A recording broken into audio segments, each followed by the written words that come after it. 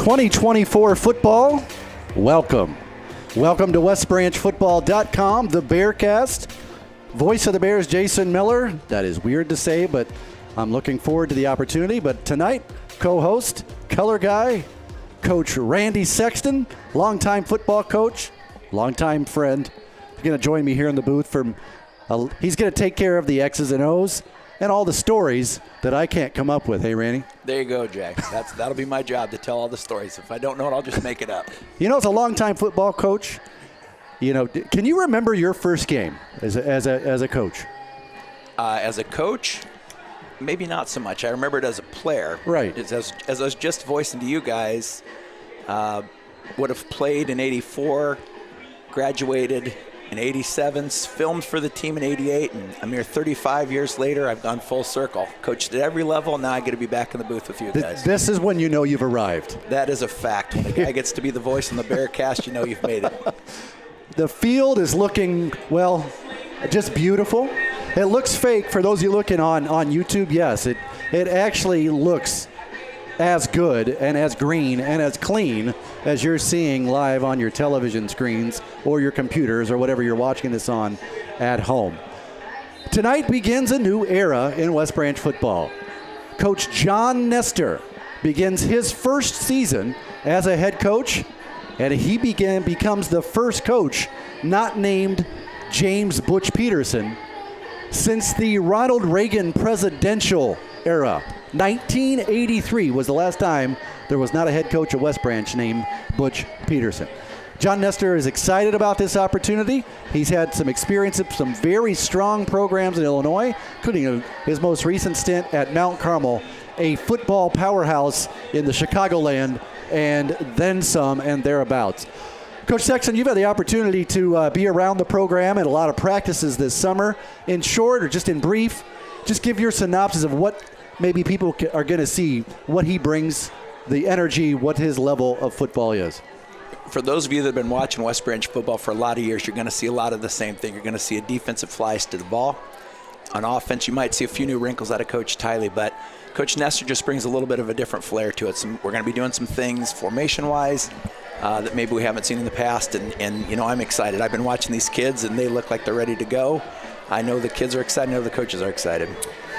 And then you look across the field. We'll get more into diving into this team versus that team later on after we get through some pregame festivities and some advertisements. We got to pay the bills here on WestBranch.Football. Williamsburg on the other side of the ball. They are the defending 3A state champions in Iowa. Had a dream run. Coach Kurt Ritchie, as I've said before, if you've listened to any of our stuff for pregame, is one of the nicest guys in the profession, one of the nicest guys that I know, and it couldn't happen for a nicer guy to get his first state championship as a head coach. They graduated 18 seniors, but you look at their team, first thing Barney next to me here said about the Raiders, they are big. And I'm looking at them right now. They had to replace 4 offensive linemen. I think they trucked some kids in from, they're just plug. It's like that old cartoon, Barney, where you see the toy soldiers. It's the same thing over and over being produced. They've got this guy's 6'4", this guy's 6'4", this guy's 6'3", this guy's 6'4". They're big. And, you know, as we're looking at the field right now, they're actually running West Branch offense. So the kids you're seeing on the field on the offensive side actually may not be their offensive starters. Yeah, they are very, very large kids out there. But you know what? Our kids may not be as big, but they have a lot of heart, and I know they'll battle these guys tooth and nail the whole game. Well, it's going to be fun to bring it to you here live tonight. The first game of the season. We'll be with you all season long, no matter where we go, hopefully into the postseason. But first things first, a game tonight against Williamsburg. Let's get into, here's a fun question for Barney, and then we'll go to a break here before too long. As I mentioned, he is the junior high, coaches at the junior high level. He's the program coordinator, for program director at junior high. What's the exact term? I usually just go by head coach. Head coach. But all those other things sound a lot cooler than head coach. So yeah, and they all pay the same. Yeah, that's right. So what you've been at the opportunity to practice for officially during the school for a week, but you've been doing some things with the kids through the summer, which is the first time I think to this level, 2 or 3 times a week during the summer has ever happened at West Branch. Yeah, I've been at the junior high for quite some time, and I know it's the first time we've ever done it. It's been more, I'm very thankful now that we had a chance to do the summer stuff, because this week has been kind of a waste with the heat. We've been inside 3 times, so we haven't got a whole lot done this week. But, our whole mission with the junior high staff is to try and get these kids to where when they move up next year or the year after, we give them a little bit of a running start hitting the ground. So hopefully, as our year progresses, our kids will keep getting better, and we'll start building towards the future. Well, as we get lucky to see some of these kids building up in 7th and 8th grade to play at the high school level, you're going to get a chance to listen to us and get to watch it on WestBranch.Football or WestBranch.Football.com, whichever you want to use via the YouTube station that Matt Chenender back here, the producer, we were missed not to mention him about 38 times, has got set up. We're going to take a break for a little while. We're going to have we've got to pay the bills, some advertisements, as well as some other pregame. You'll get to hear from Coach Nestor. You'll get to hear from senior offensive lineman Dylan Sheely. We're going to take a break, and we come back. All that's going to be there for you on WestBranch.Football.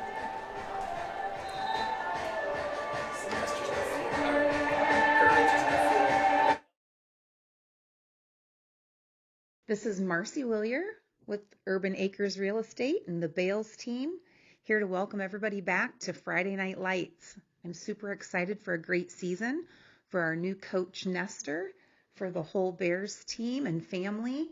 Good luck tonight, stay safe, and here's to the community that has a lot of strength, love, and family behind them. Go Bears! Whether you're in a hurry headed to the game, squeezing in lunch between meetings, or if you just want to avoid the crowd, try Main Street Suites' new online ordering. Log on to MainStreetSuitesWB.com and click on online ordering to begin your order. You can customize your sandwiches or ice cream just the way you want, pay online, and then call when you arrive to have it brought to your car. Online ordering from Main Street Suites, proud supporter of the West Branch Bears. We're going to kick the 2024 season off tonight with a home game against the Williamsburg Raiders. Coach John Nestor joins us now. Coach, let's just go ahead and talk about what you're most excited about for this first game. Yeah, I'm just excited about seeing our players play. We had a scrimmage last week up at Mount Vernon. I thought that our guys competed and played very well, and so I'm looking for them just to play in a game and hit somebody else. So you and I were talking off camera a little while ago how it's kind of some firsts. We'll just get this out of the way. Like Matt's known this. Now you came up to me and you said, for me, being the voice of Bears, kind of a dream of mine. Being you, a head football coach, has been kind of a dream of yours. For sure. We've kind of took a couple years to get it, but we've made it. Now you've got this opportunity. And how great of a support has the family been in that, and how excited are they for you? It's been huge. I wouldn't be there without them. So my wife, we started dating when I was coaching, and so she knew what she was getting into. And my kids have been my biggest fans. And so my mom's coming in from Tennessee today, my sister, my 2 brothers, my dad. So it's a big deal. Obviously, they're coming in not only for me, but more for my son, John. Okay, they didn't fly and drive all the way here from Tennessee, just to come watch me. But no, it's been awesome just to have them in my corner and see me on this journey. So. What about this team that you've seen since you and I talked a couple weeks ago? Now we're on the precipice of a game. What about this team has really, really excited you about as they get their first opportunity to make a difference on the field? I think they're just coming together. You see bits and pieces. You see the line. Then maybe the next week you see the receivers. But now it seems like everybody's on the same page, and it's kind of coming together. So I'm excited. I'm nervous at the same time. But I'm just anxious to, watch these guys just cut it loose tomorrow night. So you've got some film, a little bit from last year, and then maybe a little bit from this year. You've seen a little bit about what Williamsburg brings to the table. Obviously, every team goes through the attrition of graduation, but through the years, they always have one thing: athletes and athletes. They got that this year. So what else have you seen from them? Size. Yeah. Size. They have athletes. When you think, hey, they lost 8 starters last year, I think you and I talked about this at Media Day. You turn the film on and you're like, oh God, they have more athletes. Yeah.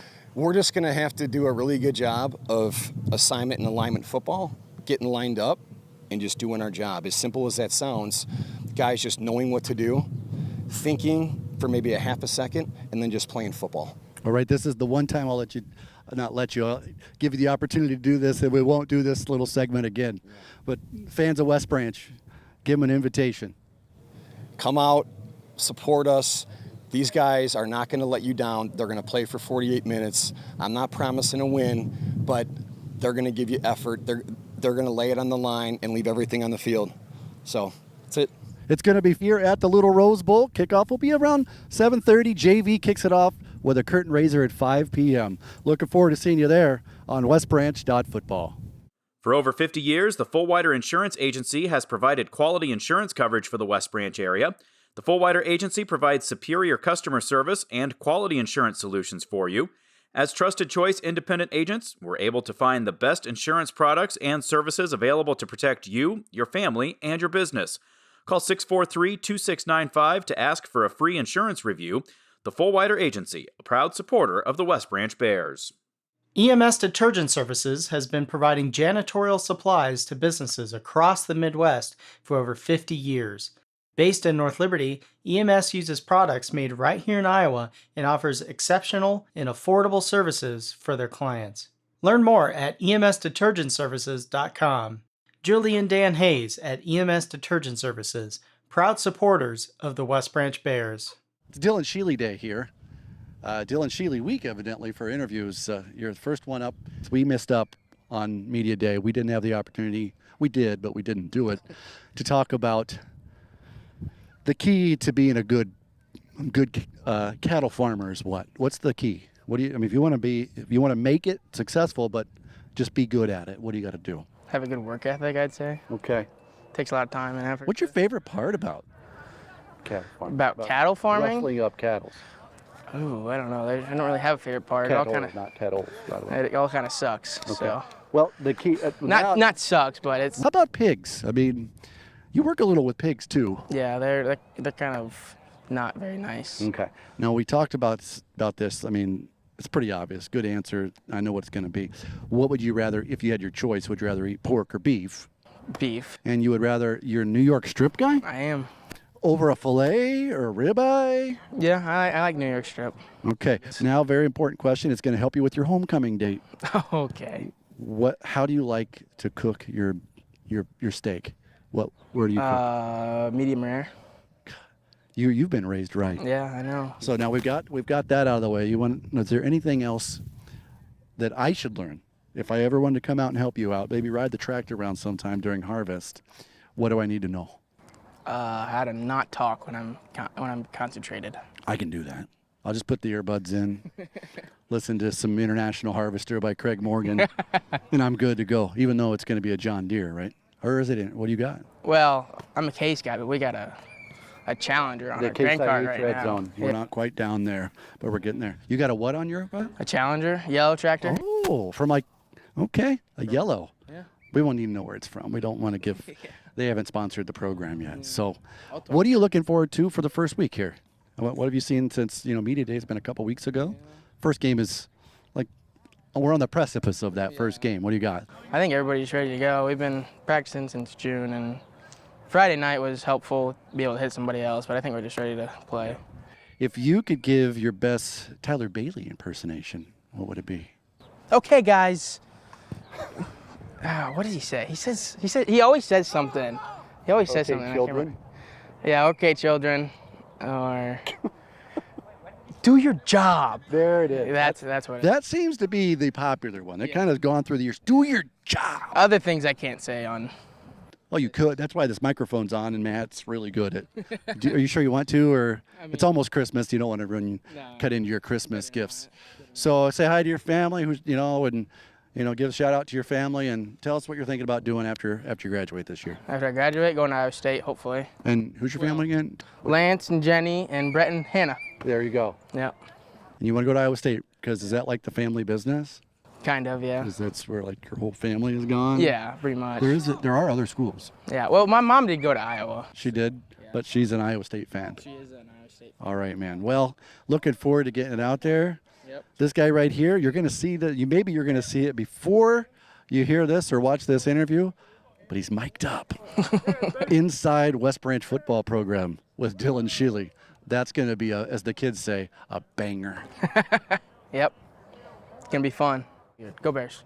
At Fidelity Bank and Trust, we're proud to be your hometown bank. Why? Because this isn't just home to us, it's home to all of us. Fidelity Bank and Trust, your hometown bank. Member FDIC. Hodge Construction is a leader in developing commercial and academic spaces, multifamily condos, townhomes, and more. Hodge Construction began in Iowa City in 1981, focusing on residential construction. Through positive relationships and quality projects, Hodge has continued to grow and expand its project diversity over the past nearly 40 years. At Hodge, clients aren't customers, they're partners. This is Marcy Willier with Urban Acres Real Estate. Are you looking to buy or sell a home in the West Branch area or surrounding communities, or just have questions in general? Give me a call at 319-936-5899. Go Bears! The Bearcast for the 2024 football season is presented by Marcy Willier with Urban Acres Real Estate. Also brought to you by Dan and Julie Hayes with EMS Detergent Services, Fidelity Bank and Trust, the Fullwater Insurance Agency, Hodge Construction, Main Street Suites, and the West Branch Times.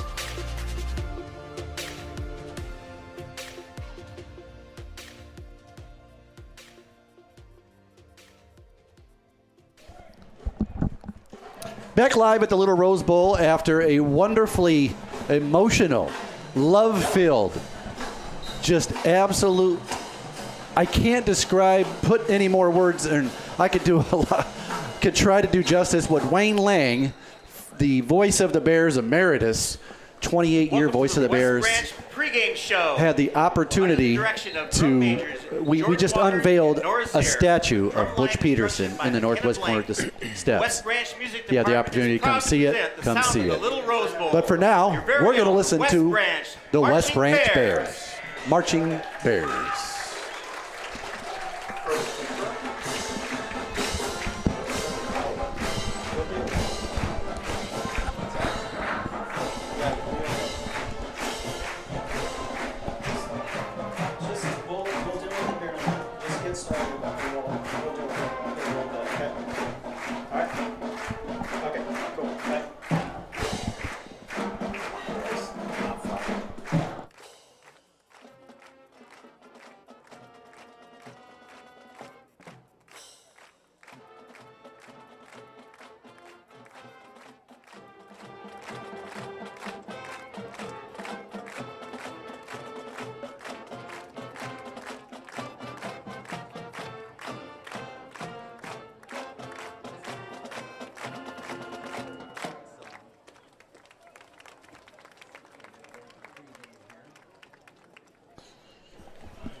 As the West Branch Band finishes playing the fight song,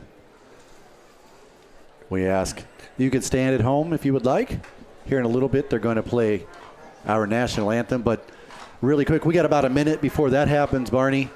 I tell you what, that presentation, that ceremony, unveiling Butch's statue here at Butch Pedersen Field at the Little Rose Bowl on historic Oliphant Street Field.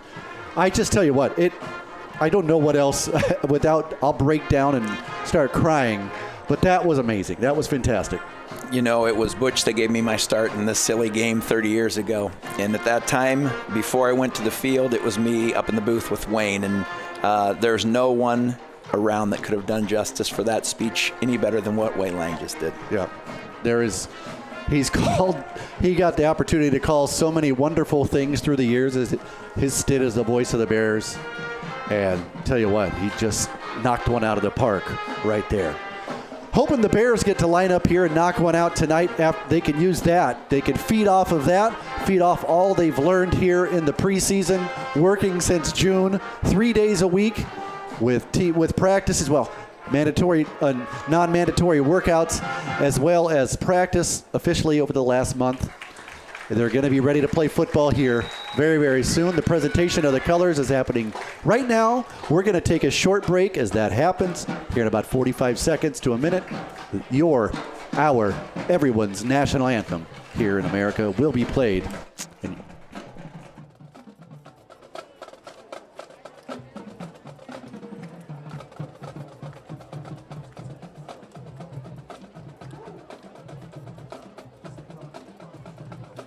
Ladies and gentlemen, your West Branch Bears!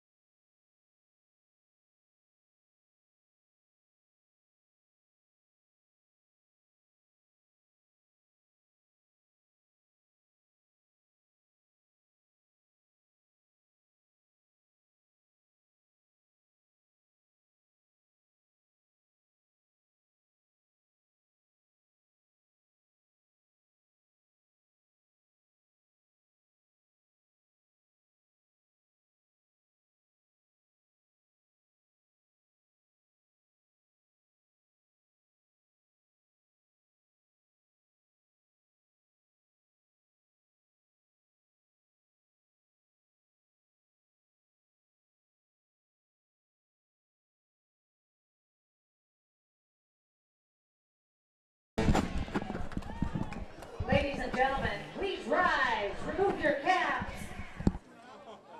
Presenting the colors, Chauncey Butler, Post 514, the American Legion and Boy Scout Troop 156.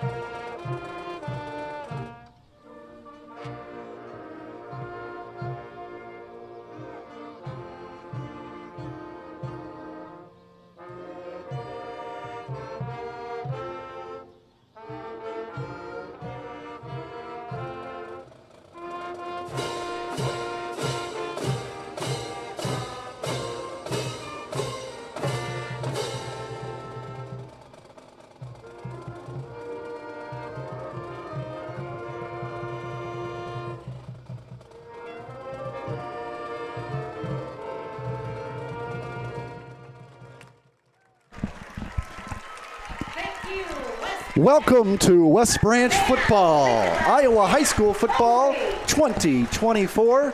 We are just 2 short minutes away from kicking it off. Storylines. They're a part of everything. They're a part of life. They're a part of, well, death. And they're a part of sports in the world. West Branch Football has always been had a strong tradition of excellence and execution. Williamsburg, the opponent tonight, is the defending 3A state champion.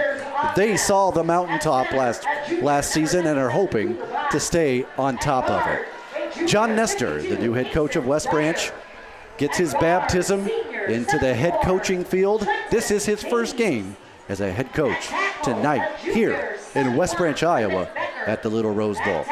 Hello, everybody. Jason Miller along with Randy Sexton tonight. We welcome you and thank you for listening and watching along on WestBranchFootball.com, on the YouTube page, or if you're just listening along on WestBranch.Football, we thank you so much. The Mixlr app. Coach Sexton, first game of the season is always one of those, it's a measuring stick for the season to see where you're at. Usually the defense is ahead of the offense at this point in time. But at West Branch usually comes out strong and they're playing a strong opponent. First thoughts? You know, as a coach, this is the time of the year that you've been all the work you put in all year. The kids have been primed for this exact moment right here. I know that these kids are going to be nervous, but once those pads hit that first time, stuff will start happening in a hurry. Yeah. Right now, the Bears are going through the traditional announcing the lineups. The offense and the defense are both being announced right now. Having some technical difficulties with the speakers and the music. Being the longtime PA announcer for 18 years, I certainly know all about that. But we're moving over here. We've got Mitch and Ender at our side. I will just go on record as saying I saw Miller pushing buttons earlier in there. It seems that maybe he threw the sounds way off. Well, you know, I just want to keep things my way. No, I'm just kidding. Nikki Koenig's going to do a wonderful job over there next door. Well, I love high school football. Barney and I are both golf coaches as well. We know we love that as well. But high school football, there's just something about it that you can't put your finger on a pulse and not feel it beating over and over again when you say, it's football time in Iowa, and specifically football time in West Branch. What are the keys you think that West Branch has to fall? Give me 2 or 3, 4 keys that West Branch needs to stick to not only keep it competitive, but to be very successful tonight. You know, not to be cliche, but we got to make sure we're limiting the big play. You know, last year Williamsburg hit us several times on vertical routes. We got to make sure we're staying over the top of that and being sharp. Offensively, I know Coach Tiley's going to want to control the clock and just make these guys grind and work for everything. So, you know, I think that's probably going to be the 2 biggest things: us controlling the clock, running the ball, and then us being able to stop big plays from Williamsburg. And I know in the offseason, not just working on the X's and O's and the offense and defense, et cetera, the team has really stressed, maybe more so than in recent history, conditioning. And a game like tonight, you're already emotionally, the temperature is fantastic, but you're already emotionally you're on high, and it's taken away some of that energy. It's draining a little bit of it. Adrenaline starts to kick in, and sooner or later that wears out. But that conditioning, as you said, they're going to need to control the offensive line of scrimmage, and the defensive line of scrimmage plays a big role. Oh, no doubt about it. You know, that's probably the one thing that these guys found. You know, Coach Pedersen was always famous for making sure that we were in good shape. I think this has been taken to a whole different level this year. These kids are ready to go. They're in good physical condition. They've worked hard in the weight room, and I know that they're biting. They're ready to go. Well, some guy, West Branch has won the kick. Will kick off facing the south end zone. The Raiders will face the north, and they're going to get first opportunity to score here at the Little Rose Bowl in 2024. So, offensive starters, Williamsburg is going to come out like this. I'm going to give them to you as they were given to me. They're not getting any specific order. They're going to be in numerical order, though. Race Heitman, we're going to get to him a lot. We're just starting with him as a wide receiver. Number 2, Grant Hawker is your quarterback. Number 20, Dylan Weiskopf is your fullback. If that last name sounds familiar, for those that knows anything about Williamsburg in the last year, his brother Derek was an all-everything player for the Raiders, all-everything at state track, all-everything in basketball, is now a scholarship football player at the University of Iowa. Your wide receivers tonight, number 21, John Eichhorn. And at running back, returning leading rusher, 957 yards, number 27, Niles Sin. 50, your lineman, guard Carson Greer, tackle Griffin Becker, tackle Malachi Williams, guard Trenton Davies, and at center, Copper Bott. So West Branch kicks off. To kick off is number 80, Timmy Hosier. Deep to receive for the Raiders. Looks like number 0, of course, Race Heitman. That kid last year had 14 touchdowns. He led the team in tackles by a double margin, was their leading tackle for loss, interceptions, fumbles, kickoff return, punt return. You're going to hear his name a lot, so get used to it. Well, buckle up. Settle in. You're immersed in 2024 football right now. Short kickoff taken at the 23. He cuts back to going outside the left. Nice tackle there at the 36-yard line Brooks by number 50, Sully Brook. There's Reed Brook, Sully Brook. They look alike because they're identical twins. The Raiders take over. First possession at the 37-yard line, 1st and 10. Defense comes out like so. Defensive lineman, number 77, Mike Montgomery, a junior. Senior 76 is Cole Crossway. Defensive lineman, senior 52, Tate France. Linebackers, Gates, Capper, Trepanier, all juniors, as well as Nika Neighbor, a junior. first game of the season. Not everything's on the same page. Not everybody's on the same page. And the left guard, unfortunately, wasn't on the same page. He got off to a little bit of a fast start. False start on the Raiders. They're going to back it up and have 1st and 15. So to complete the West Branch defense, at left cornerback, you got Brandon Pedersen, a junior. Sophomore Keaton Gates is the other corner. At safety, Brennan Dale, number 15, and the senior at other safety, Connor Rios. Snap, handoff to Sin. He's tackled after a 1-yard gain.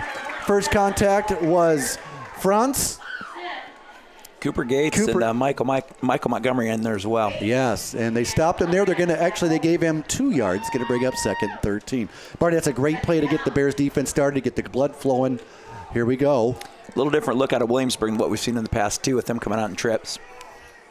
A lot of times they're in power sets. Snap, pump fake, looking deep. He's got a man on the outside, and it is caught right out there by number 21. Caught by 21. That is Eichhorn. Big completion, big plays. Those are what you need to try to limit, as Coach Sexton in the first game. Big play there, gain. Looks like of 36 on that completion, and they're knocking on the door at the West Branch 34. Fast-paced offense here, Coach Sexton. Yeah, just a bubble and go there. Pump fake to Heitman. We are, of course, going to have to respect that kid, and kid slipped behind Brandon a little bit there. All right, Bears can buckle in here. 1st and 10. The Raiders have at the West Branch 34-yard line. This is more the traditional set that we've been seeing out of Williamsburg. You got a tailback. Now looking deep again on the other side, to the left side. Caught by that man, number 0. That is Race Heitman.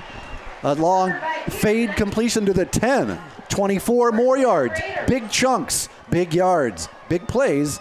And now they're knocking on the doorstep just outside the 10. Are they going to call it 1st and goal or 1st and 10?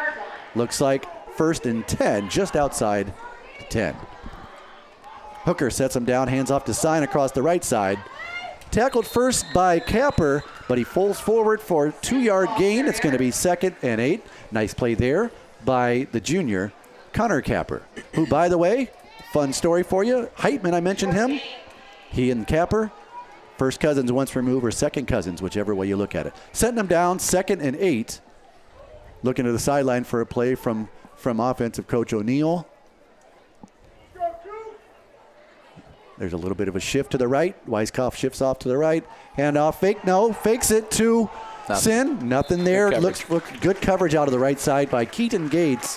Has about a 1-foot height differential, but that didn't matter because he was in position. Stopped him there. Big plays always come through a game, but so far the biggest play of the game. I know it's early, but it's a 3rd and 8.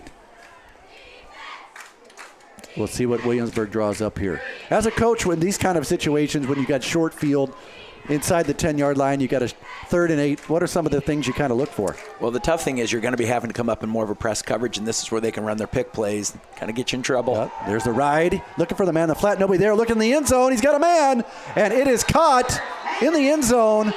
Touchdown. Let's see who it is. And you're never going to believe who it is. It's that man, number 0, Race Heitman. That's an 8-yard completion for the Raiders and a touchdown. They went right down the field, 6 plays and 62 yards. Just like that, the state champions from last year, they had a lot to replace, but they replaced it, and they replaced 6 points right there on the board. Trying the point after touchdown is number 34. That's McMullen. Snap is down. The kick is up, and it is good. 10:26 remains in the first quarter. It's Williamsburg 7, West Branch 0. Now, they get the Raiders get a big score. They start right out. They come out and punch the Bears in the face figuratively, obviously not physically. Now, you get the opportunity to answer here on returning a kickoff. What do you tell the kids in a huddle at a situation? Just bam, beginning of the season, you give something up. Now what do you do? You know, it's 7-0. You have to score to win anyway. So at this stage, you're not really hitting panic buttons by any means. You're just talking to your offense and saying, all right, boys, we just need to establish what we need to do, take care of the football here and put a drive together. Even if it doesn't result in points, we just need to make sure we're moving the ball here and flipping the field back to where we need it to be. And returning at quarterback for the Bears, got experience, set up in the 3rd game and finished the season for the Bears. And he's just a junior this year, will be 15, Brennan Dale. Very good in the huddle. Took control of the huddle last year. The kids had a lot of confidence in him. And I think these kids do as well. And that is a big point to have and a great strength card to have in your back pocket. Deep to receive, the Bears have Connor Rios singled up. Just in front of him is number 33 Staker, number 32 Cooper Gates.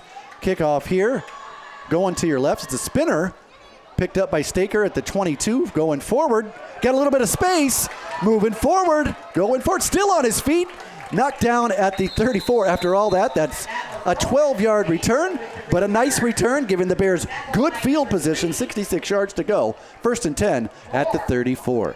Bears going to come out, as I mentioned, number 5 this year, Brennan Dale at quarterback. They're going to go quick start here. Dale, he's got 2 to his left, 2 to his right. Cooper Gates is going to be a single setback. Now Capper actually goes over to the left side of your formation. You got trips. 1 singled up here out to the right. Dale calls it out. Your snap, looking left, looking inside first. Pass, looking, he had a man open. Just a little bit late on the pass turn there by Capper. Hit him in the hands, but it falls incomplete. The Bears are going to have 2nd and 10. The Bears on offense go receivers right now. You've got 6 Trepanier, 7 Rios, 17 out here is Ethan Miller to his right. Brennan sitting him down again to his left. Single set, Cooper Gates. Oh, fakes. Bubble pass out to Capper. Makes a man slip going forward, falls forward before he's tripped up after a reception of 8 yards. Good gain there on 2nd down. It's 3rd and very manageable now. 3rd and 2 at the 42. Looks like the Bears want to go fast plays, Coach. Yeah, the Williamsburg kind of came hot there. Good little read by Brennan to just flip it out to Cap and let him get some good positive yards there. Set him down now. 3 to the right, 1 to the left. Dale calling the play. Handoff there. First carry of the year for Gates. He breaks free, and he breaks free all the way to the 39-yard line. It looks like they're going to match him. Give him 18 and 11. That's 29 in simple West Branch math, and a West Branch 1st and 10. That is a big play. That is what you want on 3rd down to keep a drive going. Great confidence. The Bears are going quick. I'm a little bit surprised. Williamsburg's been kind of sitting in a 3-man front here. We've seen a lot of 4 on film. This creates a lot of good angles for our blockers. Hopefully they'll stay in this for a while. And create some play action here possibly for West Branch as well. Man in motion, Staker, sit back behind the block. We're going back to the handoff to Gates. Going forward this time. Had a little bit of space. Gets 2 yards, then he is straightened right up by number 52 for the Raiders. Well, that is Greer. Big hit. That's a gain of 2. It's going to bring up 2nd and 8 for West Branch. We'll give some shout-outs here. Some guys have been telling us where they are, what they're doing. We don't have time when you've got a quick pace offense here, and we're setting it up now. It's 2nd and 8. Dale setting him down, looking around. Snap from front on time. He's looking, nothing. Rolls to his right, breaks free. Oh, he's tripped up by Heitman, of course, but nice gain there. Straight to the 32, give him 5. 3rd and manageable, 3rd and 3. Nice gain there. Didn't see anything, but he saw open space and he took it. Going to go ahead and put on my offensive coach's glasses and say that wasn't the most friendly spot I've seen. Yeah, it's a little early there for the officials as well. You know, they're still in their pregame jitters. Well, 3 wide receivers to the left, 1 to the right. 1 setback is Gates on Dale's left. Calling it out. Looking there. He does give it to Gates, and he's got space. Oh, touchdown saving tackle by Greer at the 22-yard line. That's a gain of 11 and a West Branch 1st and 10. Confidence is brewing. Confidence is building. Got to have it here. That's a great thing. I believe that might have been the first time we've seen that 4-man front out of Williamsburg. Something our boys prepped for, so that was a good-looking play for us there. All right, Bears are sticking with the same formation. It's 3 left, 3 receivers left, 1 to the right. Dale calling it out of the line, stiffing left. Maybe looking here, maybe for a bubble. Might try to look it up because they got numbers on the left. It's 3 on 2. Oh, could have been a jump, and it is a bubble. Quick hit, and speaking of quick hits, defense got a quick hit on him. That's that man Greer again. That's the 3rd time we've called his name tonight for a big tackle for the Raiders. No gain recorded. It's going to be 2nd and 10 for the Bears at the Williamsburg 22-yard line. Looking for numbers. Always looking for numbers in the box, trying to find advantages. Brennandale trying to find an advantage. You got man in motion. Capper set down behind the right guard. Handoff again to Gates. Gets through the quick. First hole quick is knocked down, but a nice little pickup there of about 4 or 5 yards, getting the Bears into that third and medium range. So it kind of, when you have a 3rd 5, 3rd and 6, how much of the playbook opens up? Or you just basically, obviously right now with the short field, you stick to your game. Yeah, I'm sure that Coach Nestor's given Coach Tiley 2 plays, so I wouldn't be surprised if Jared goes ahead and runs it here because we have 2 plays to get that first down. Okay. Three to the right, 1 to the left. Gates single back. Looking right. Swing pass out to Gates. No blockers. Got to do it himself. He does do it himself. He gets hit he was 1 yard behind the line of scrimmage at first contact. He does fall forward for a 1-yard gain. Give him credit for getting a positive gain there. There's a big, quick first play, but they're taking their time here between plays. Maybe something's going on. Look at Coach Ty Lee down there now has given him the play. There's 25 seconds left on the play clock. Plenty of time. No need to panic. But win, lose, or draw on this play. What a drive by the Bears to start the game off, getting some confidence coming right back. I hope they come back here. 3 to the left. Gates in the slot. You've got Staker in this. You got 5 receivers. Yeah, West Branch in an empty formation here. Looking, he rolls to the left. He's got space to run, looking for the pass. It is set complete out there to the left. That is to Oliver Trepanier, brother of Reese Trepanier up there at Wartburg. Hello, big brother. I know you're watching. Your little brother just got a first down catch, a completion of 8 yards. First and goal for the Bears at the 9. Well-designed play by Coach Tiley there. Nice play. Had all kinds of space. He could have ran that as well, but the defense started to collapse on him as he broke out to the left, Coach, and left some space for Trepanier and a ball right on the money. So it's first and goal. The Bears just inside the 10 at the 9. Dale sees something. He's calling out a play. 3 to the right, 1 to the left. Gates, maybe short side field here. Looking at it, and it is. Quick draw. No, he keeps it. Dale, and is tripped up by, let me guess, Mr. Greer again. And it was. But he falls forward for a yard. Heitman kind of got in there in that as too. Well. Yeah. So second goal at the 8.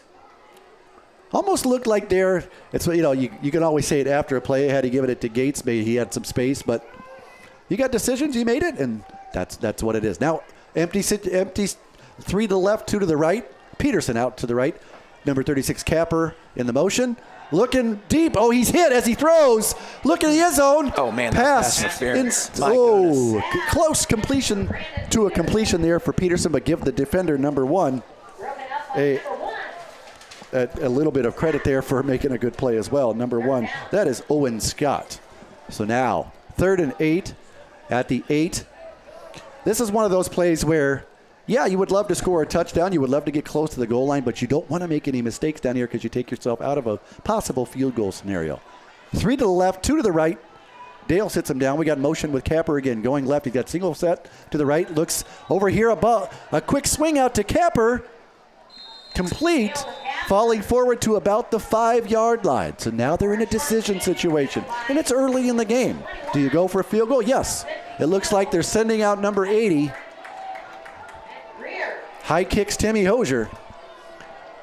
Soccer player for the Bears. Successful soccer team over the last couple years that have gone to state. He's now a kicker. The Bears are going to attempt it. Looks to be a 5. That's plus 17. 22-yard field goal if you're doing the math at home. Connor Rios to hold Trepanier your snap. Here's the snap. Hold down. Good hold. Good snap. The kick is up, and it is good. 3:41 remains in the first period. The Bears strike back. It's Raiders 7, West Branch 3. That is what you needed. You needed something. You talked about this. You talked about the Bears needed to put a drive together just for confidence. Points or no points. Well, they got points, and that gives them something to build on for the next time. Obviously you hope for 7 there, but like we talked, the important thing there was making sure that we answered the bell, and we went right down the field. Had a lot of great offensive plays during that session, and then to score 3 on top of it, we're right back into the game. No problems whatsoever. Well, we're getting a lot of hellos from out there in West Branch Football YouTube land.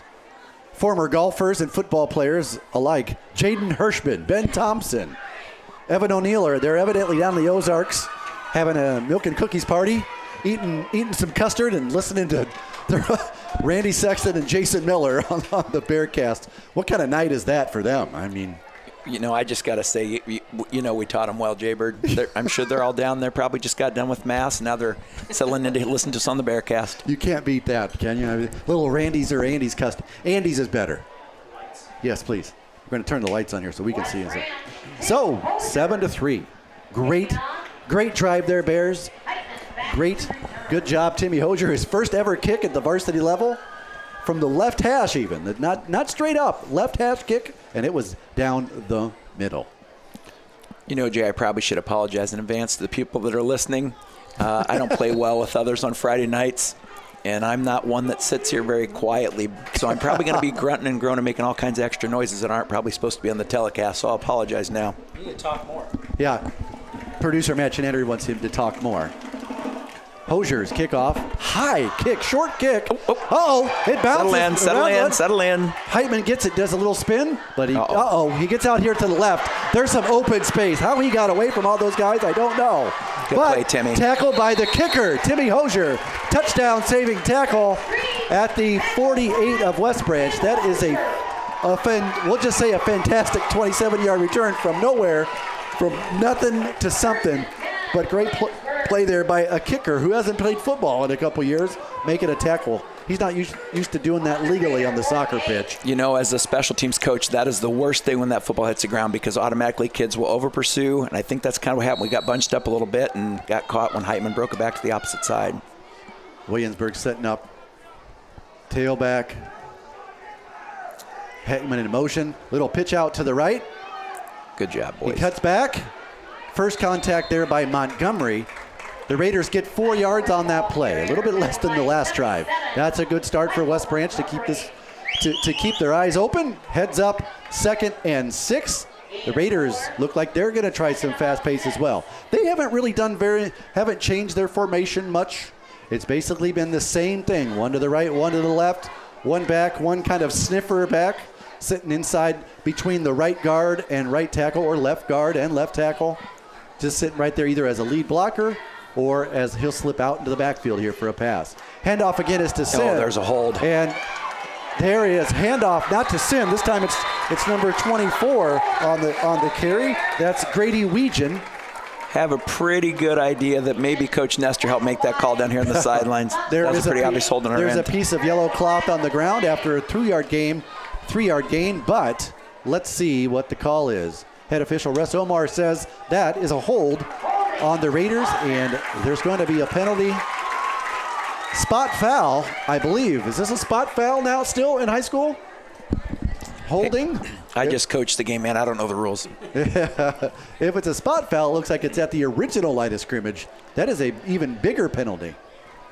If that's the case, taking it from it's from the spot at the end of the play. That is from the spot, from the flag. Ball now at the 43. That is a big play. That's now 2nd and 17 for the Raiders. 2 ride to the right, tight end to the left.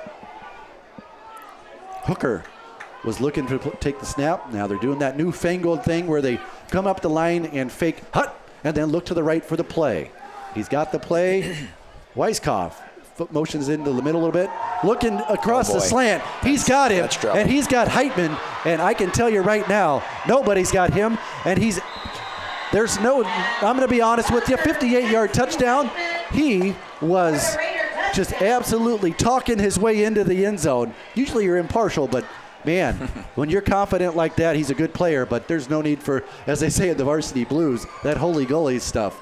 But that's a great play, and man, breakdown in the backside coverage results in a 58-yard touchdown. And just like that, all that confidence, all that momentum you get after a penalty, it means nothing because the Raiders have 6. I think they caught us peeking in the backfield a little bit there. Heitman kind of went on a slant. They did a little play action and caught us.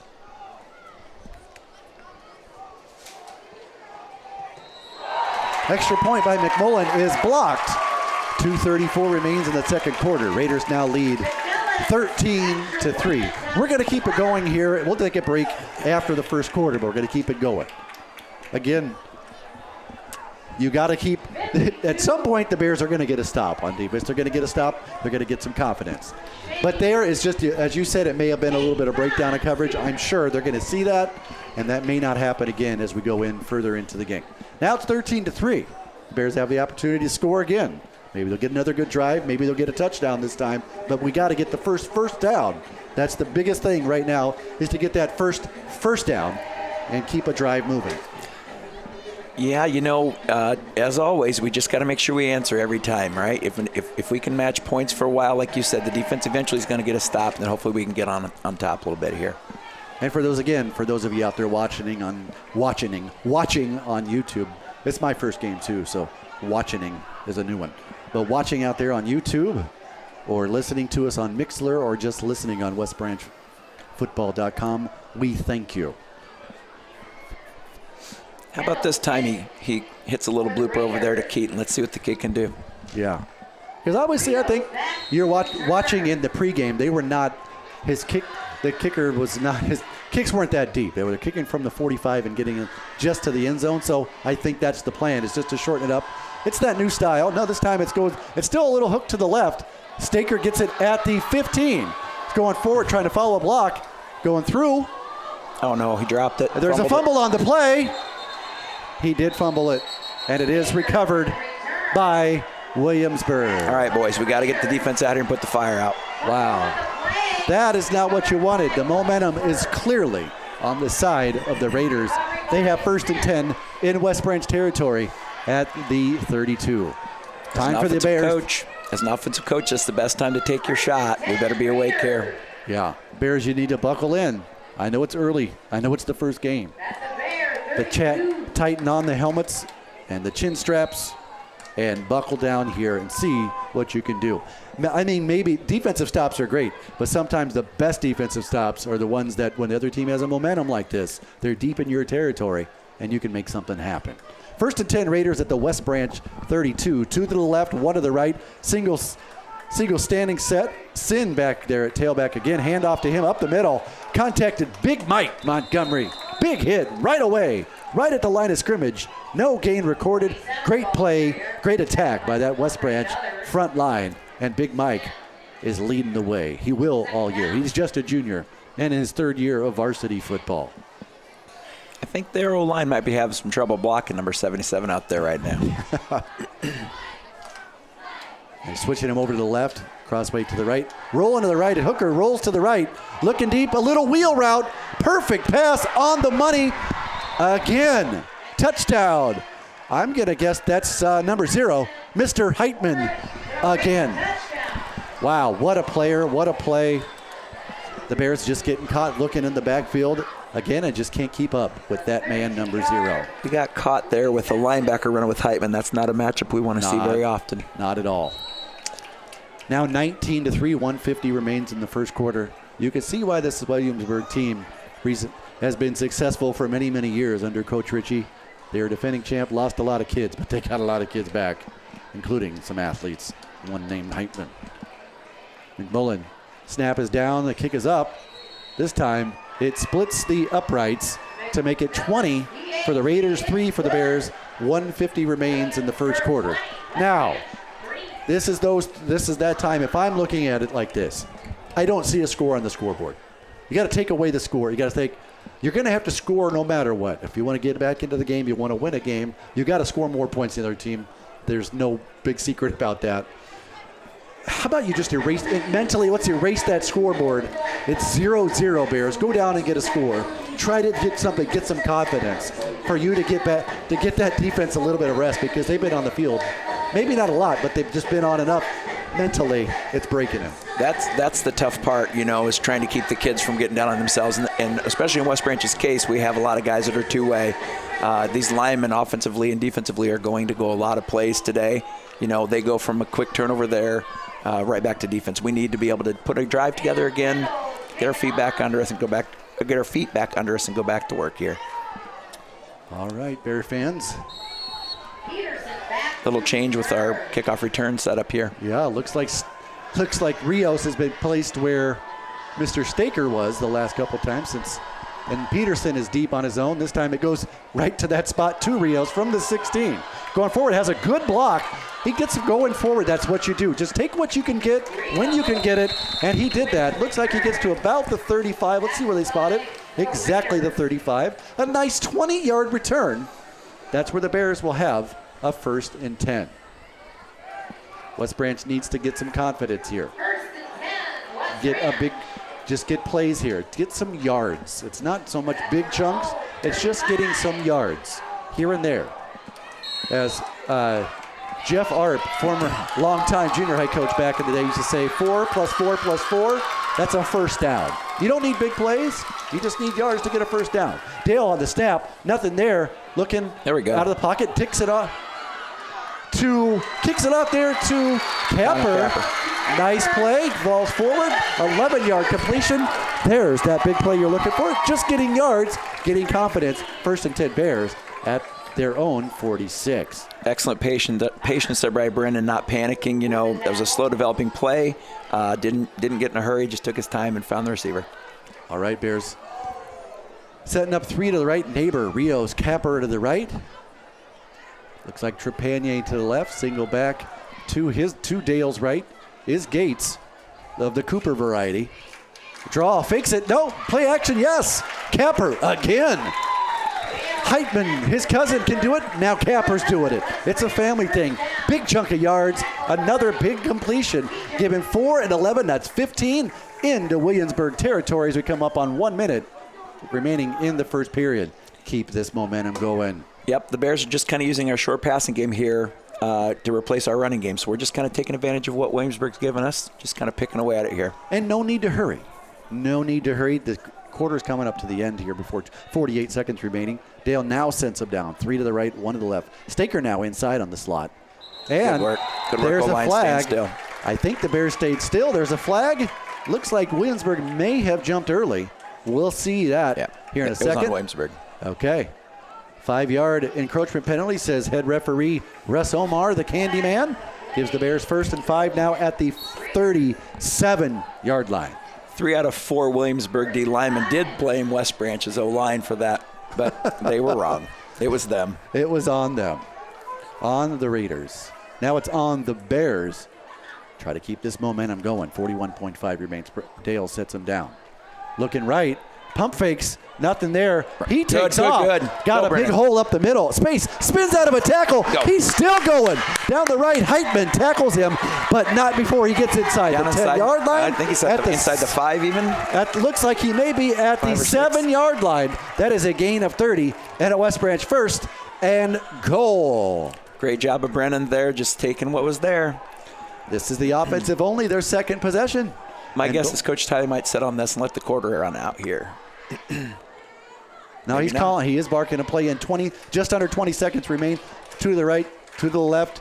Dale taking his time. Single set straight behind is Gates. They have the clock. The game clock is less than the play clock. I think they're just going to let it run out, and they did. They were trying to draw the other. No, they did go out.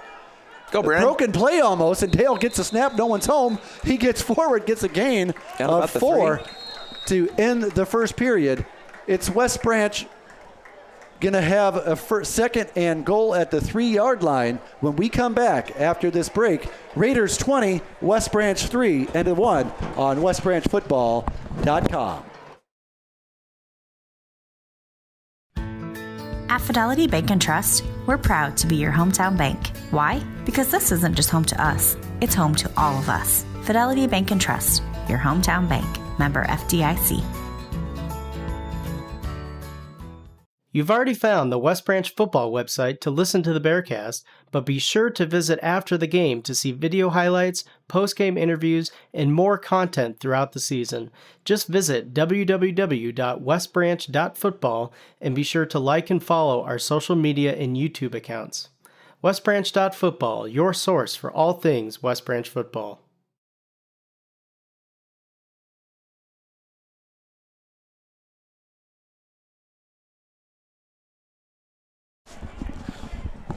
Back live as we begin the 2nd quarter. It's Williamsburg 20, West Branch 3.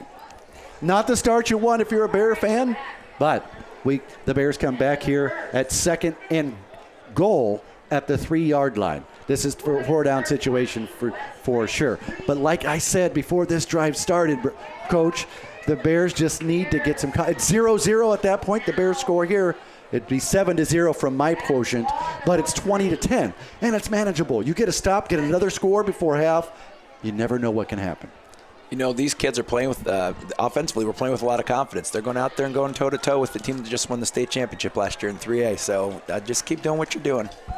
All right, Bear fans. Bears huddling up here. That's a first, but they've got time.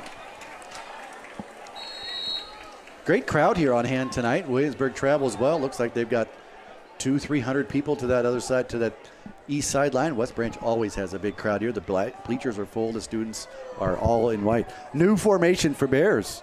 New formation for Williamsburg. They're on a 5-3 Eagle Day here. gets a quick snap. It's just a Keep quarterback pushing, ISO play. Falls forward. I think he may have got maybe one there to the 2-yard line. That's what the good spot is. That's going to bring up 3rd and goal at the 2. What a formation is that in? No, actually, it's quick. They had 2 plays. All right, Bear fans, you got Gates with Capper straight up in front of him. Under center is Dale. Gets a quick snap, gets a push. It's the push-tush. Get him in there, boys. Tush-push. Philadelphia Eagles formation. That's a touchdown, West Branch. Touchdown for the center. Tate Francis touchdown. He's the center, but Dale gets the 6 on paper. Just what the doctor ordered for the Bears. Don't back down, boys. Keep fighting. Keep throwing punches. 20-9. 11-29 in the second quarter. Timmy High Kicks, as I'm affectionately calling him. This kid done well in practice and obviously done well tonight. Hits his first attempt at an extra point. Trepanier snap. Perfect snap. Snap hold is down. The kick is up, and it is good. It's now Williamsburg 20, West Branch 10. Back in it. Need a stop on defense. Need a stop. First, let's pin them deep here on this special teams kickoff. And then, how about a 3-and-out for Bears? Bears could use a 3-and-out or just a turnover on downs at any case, any scenario whatsoever to keep it going. No doubt about it. You know, if we could just get one stop here, momentum's kind of on our side right now. Even Williamsburg sideline, they got to be kind of wondering what they need to do defensively because they haven't done a whole lot to slow us down either. All right, let's see what. It's my 3rd one tonight, Matt. If you're keeping track at home. All righty then. Yeah. Bears are how to know it. No need to hurry up here. Coach Braddock giving them some last second details and advice there. You know he's giving them some good advice. Kevin Braddock would never do anything to the opposite. Hey guys, kick it. You other guys make a tackle. Let's keep it simple. Yep. I can about guarantee that this is not going to go deep. We just got to make sure we cover it. Right. Now, to begin the game, Heitman was at the 3-yard line. Now, he's at the 15.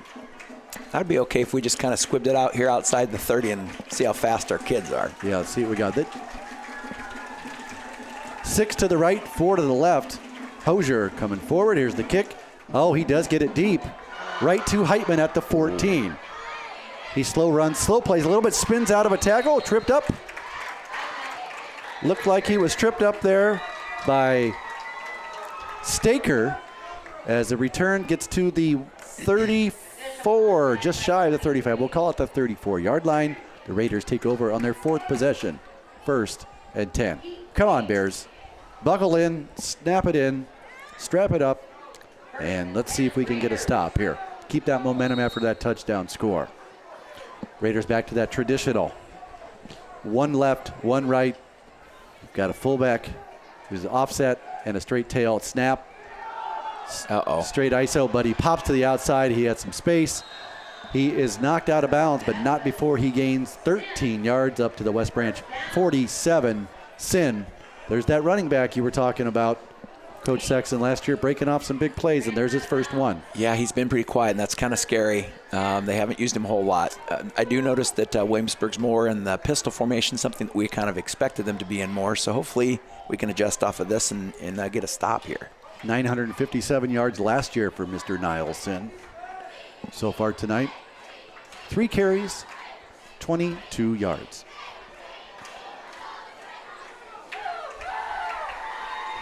Little confusion there for the Raiders. Now they're set up. Same formation this time. Play action. Hooker has nothing. Oh. But he does get to the outside. He finds something. Looks like he finds yardage down to the West Branch 46, which would bring up a 7-yard gain. Let's bring a 7-yard gain and bring up a 2nd and 3. Williamsburg might have gotten away with one there. A little block in the back in the backfield. Weisskopf kind of hit Cole Crossweight. It was real close to being in the back. Well, that was a 6-yard carry for Hooker. Brings up 2nd and 4 at the West Branch 47-yard line. 2nd and short. We got to be aware here for play action again. Heitman to the right. Weegan to the left. In tight. Watch the fade. Heitman on motion. Just a little window dressing. Handoff up off the left there to Sin. He's tripped up after a gain of 2. Nice play by the Bears to wash to the play from the left to the right. Good play there by first contact was Franz in that nose tackle position. Big opportunity here for the Bears. 3rd and 2 at the 45 of West Branch. This is one of those plays when you're a fan, you're like, oh yeah, this is perfect time to go take a big shot. But when you're a team with the size they got up front, I think they're just going to pound. Oh, bad snap. But he picks it up. He picks it up 3 yards deep in the backfield and then strolls forward for a gain of 7. That was Weegan that time. That's the carry. That's Grady Weegan. There are a lot of folks with that last name over there in Williamsburg in Iowa County, Williamsburg, including one of them playing for the Iowa Hawkeyes right now. Number 21 in the program over at Iowa. Got to be honest, I'll cheer for that one tomorrow, but tonight I'm not cheering much for the Weegan family. And that's no offense if any of you are watching. That is exactly right. Nothing against you, Weegens. All right, 1st and 10 for the Raiders at the West Branch 42. 10 minutes remain first half. One left, one right. Same formation. Ooh, maybe a little early movement, but nothing was seen, and that's Weegan again. Falling forward, just always falling forward. That's what you want out of a running back. You always want to be moving forward. If it's 1 yard, or in this case, 4 yards, bring you up 2nd, 6. Moving forward means positive yards. Bears need to start making things standing up and moving backward. Looks like there's some hands on the hips. But none of these guys get a break. They're all playing both ways. This will test your mettle. This will test your toughness. See where you're at. 6 on 5 up front. There's the snap. Hooker looks out here to nice Heitman. Play, pass. Brandon. High pass, incomplete. Man, that was so close to a pick 6. If Brandon jumps out just a touch quicker, he might be able to take that the distance. Yeah. Instead, it's going to bring up 3rd and medium. 3rd and 6 for the Raiders at the 36. 3s and 6s are wild. Watch the ball here, boys. To find out where you're at early on when you're down. Find out what your team's made up when you may be a little bit tired. You're down by 10. What do you have? What's in the tank here on this big 3rd down play? Snap, play action. Looking deep for Heitman again. He has him, but there is a flag called on Pedersen. It was incomplete. What that's going to be called? It's not because he didn't make his hands up and knock the ball down. It's because he wasn't looking at the ball. That's called face guarding. And unfortunately, you can't do that in high school football, and that's an automatic 15-yard pass interference penalty. Underthrown football, too. If he had the chance to turn his head around, he could have possibly made an interception just to play on it, but those things happen. They're going to happen a lot. On underthrown balls, there's not much you can do about that. He's in good position, but hey, I got to agree with Coach Nestor here. That's a good defensive play by Brandon. That is not a very good call. I hate to point fingers, but that is not a very good call over here. Brandon has every right to go after that football as well. There's movement again. Handoff to Sin. This time, good work, nowhere. Players. Going nowhere. First contact again by Franz. He seems to be getting a little bit of push at that nose tackle position, giving up maybe about 7 inches and about 20 pounds. But he's a tough little Australian rugger. No doubt about it. Another soccer player. all kinds of those guys. The Bears soccer program, congrats to them for a great season last spring. Off to state again, had an undefeated regular season. Went to state for the second consecutive year. Had a lot of fun watching those boys last year. I know you were watching the player number 18 really closely. Yeah. Another snap. Wasn't too Packed, bad. He's aight. Looking for the Good slant play. to Heitman. Oh, my Lord. Keaton Gates on the coverage. And another flag is down. Again, I'm guessing that's going to be yet another pass interference on the Bears. I am going to stay partial. That play was called. As a color guy, I don't have to stay partial, right? Stay partial to some things. Oh, my Lord. Another penalty on the Bears. Moves the flag down, moves the sticks down to the 12. After that's a flag. It's a 10 yards. It's not an automatic first down. It's 10 yards. Bring it up second and short. Single set here. Snap to Hooker. Goes a run to the left. Cap. His left. There's a flag on the play. Here. I think that you may be right there. There might have been, because the Bears had that edge sealed very, very well. There's a man down on the field. Yeah, it looks like we have our first case of cramping. I know that was something the coaches were real concerned about. Even last week, they talked a lot to the boys about making sure drinking a lot of water and all those tips that you hear. And it's one of those things with cramping. You can't, be hydrated, but you can't get hydrated the night before. You got to do that through the week. Exactly. I think that might be Capper down. I'm not positive, but I think he's the only one I'm not seeing get up. The penalty just got called out. It is a holding on the Raiders. But right now, that's not the important thing. We're worried about a Bear down on the field.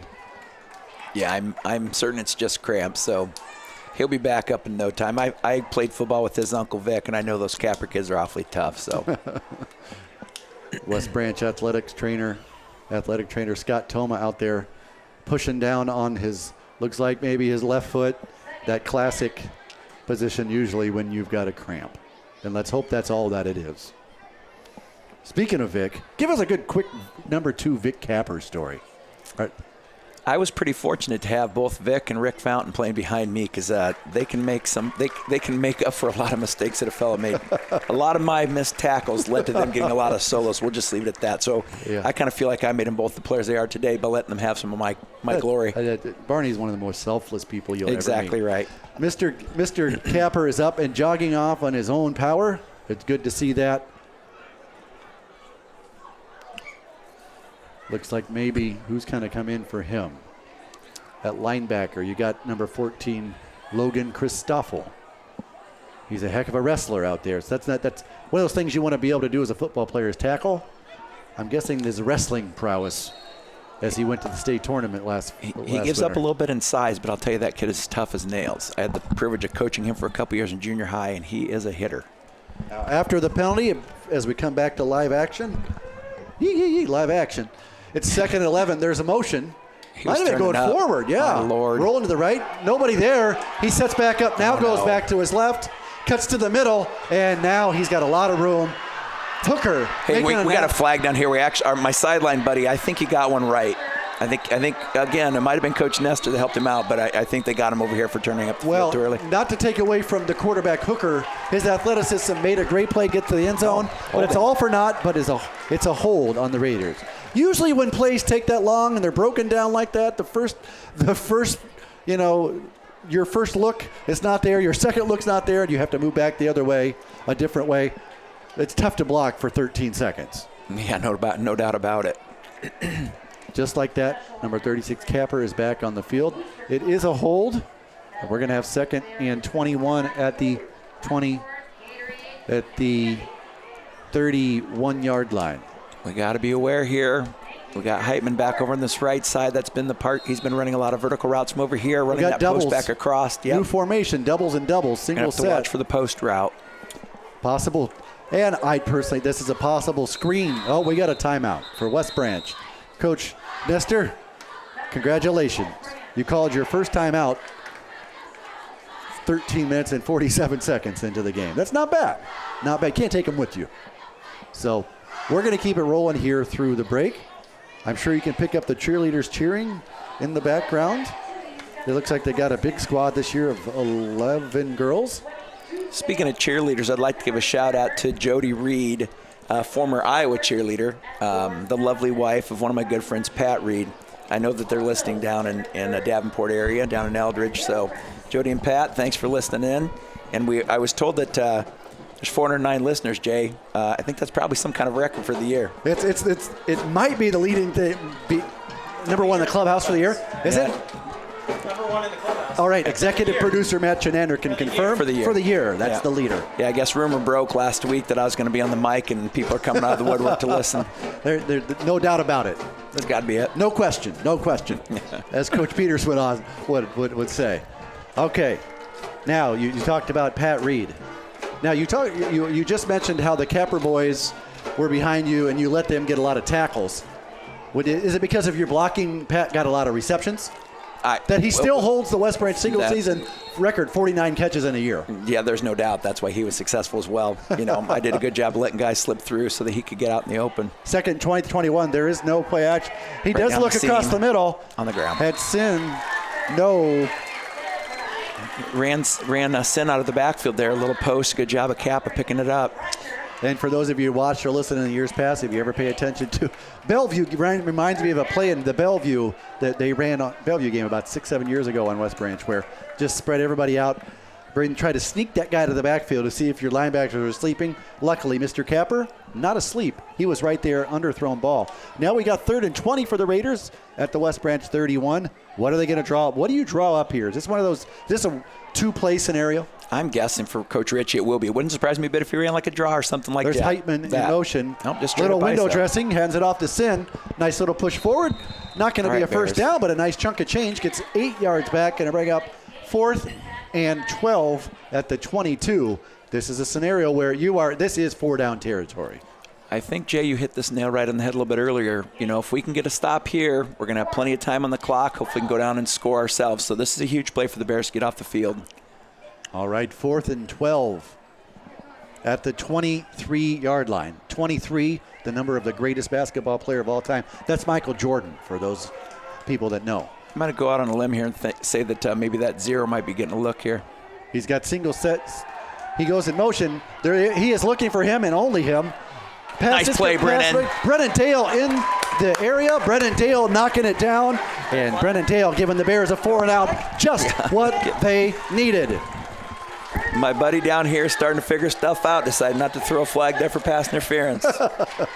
Well, his arm might have been getting a little bit tired. That is what you need on defense to lead the offense. 1st and 10 for the Bears, 77 yards, as Matt loves to hear, to pay dirt. 1st and 10 at the 23. He's walking out of the booth. He's done. Right back to work, Coach Tiley. Let's put one more drive together here, buddy, and get some points on the board before halftime. I know your guys are a little tired, but you've got momentum. You've got energy. Now you got a little adrenaline push. 3 to the left, 1 to the right, single set. Again, that man, 32, Cooper Gates. Showing blitz here off the left, and there is a blitz, but rolls away from it. Dale, pass complete out here to Trepanier on the sideline, slips the first tackle, knocked down. Gain of 12. Second guy, a gain of 12 out to the 35. The Bears are out of the hole, back to 35, nearing the middle of the field where you can see a nice script Bears looking us right in the face. Oh, that's a beautiful sight. Nice, simple little play there. A little rollout for Brennan. Good route by Oliver there. All right, Williamsburg, Keep it simple. 7 in the box to 6 for West Branch. Looking now, that's straight up man all over the field. There is you get a little squeeze. Showing blitz. Looking over again. He's got Rios. Slipped one tackle, tripped up. But nice first down completion there. Gain of 7. 2nd and 3. 6:40 remains second quarter. Got a nice little pushy drive here. Nice little tempo. Getting tempo, as Coach Pedersen would love to say. Little tempo. Calling out the plays. The Bears, the new way. Everybody's got the plays on their armband. You got a number, you look at it, and everybody's on the same, I love to say for Matt, literally the same page. Man in motion is Capper, sets up underneath the right guard. It's an ISO, it's a quarterback. Instead of going up the middle, he cuts right, then first cuts down. back straight, gets a first down after a gain of 4. Great athletic play there by Brennan Dale. I had I had a chance to see Coach Tiley's little play call sheets the other day that those kids, I'll tell you one thing, with my eyes, there's no way I can read the font that they're looking at. Bears 1st and 10 at the Williamsburg 46. Plenty of time, just under 6 minutes. Bears are going empty here. 3 to the left, man. They got man up top, straight up. Might lead something if the backer doesn't drop. It's empty. If the backer doesn't drop, that middle's going to be wide open. Looking at it. His first look is nothing, and he throws it away. Good pressure there by the Raiders. They had that drop, that slant covered well, did number 27 Sin. From looking at the sidelines here, it looks like maybe there's a mix-up. Somebody might not have ran the correct route. Okay. Tell you what, these guys, these two teams are very friendly, very social with one another, than looking like between plays. Yeah, I think there's a lot of mutual respect. This is two programs that have played over the years several times, and both have very solid histories in the game of football. Yeah. Those are the kind of teams you like to play. Yeah. Historically, West Branch 6, Williamsburg 2, but don't let that fool you. Those previous games have no bearing on the scoreboard tonight. Doubles to each left and right. Gates single set. Rio's in motion. Looking on the jet sweep. How he gets set 4 yards behind the line of scrimmage and somehow gets tackled forward.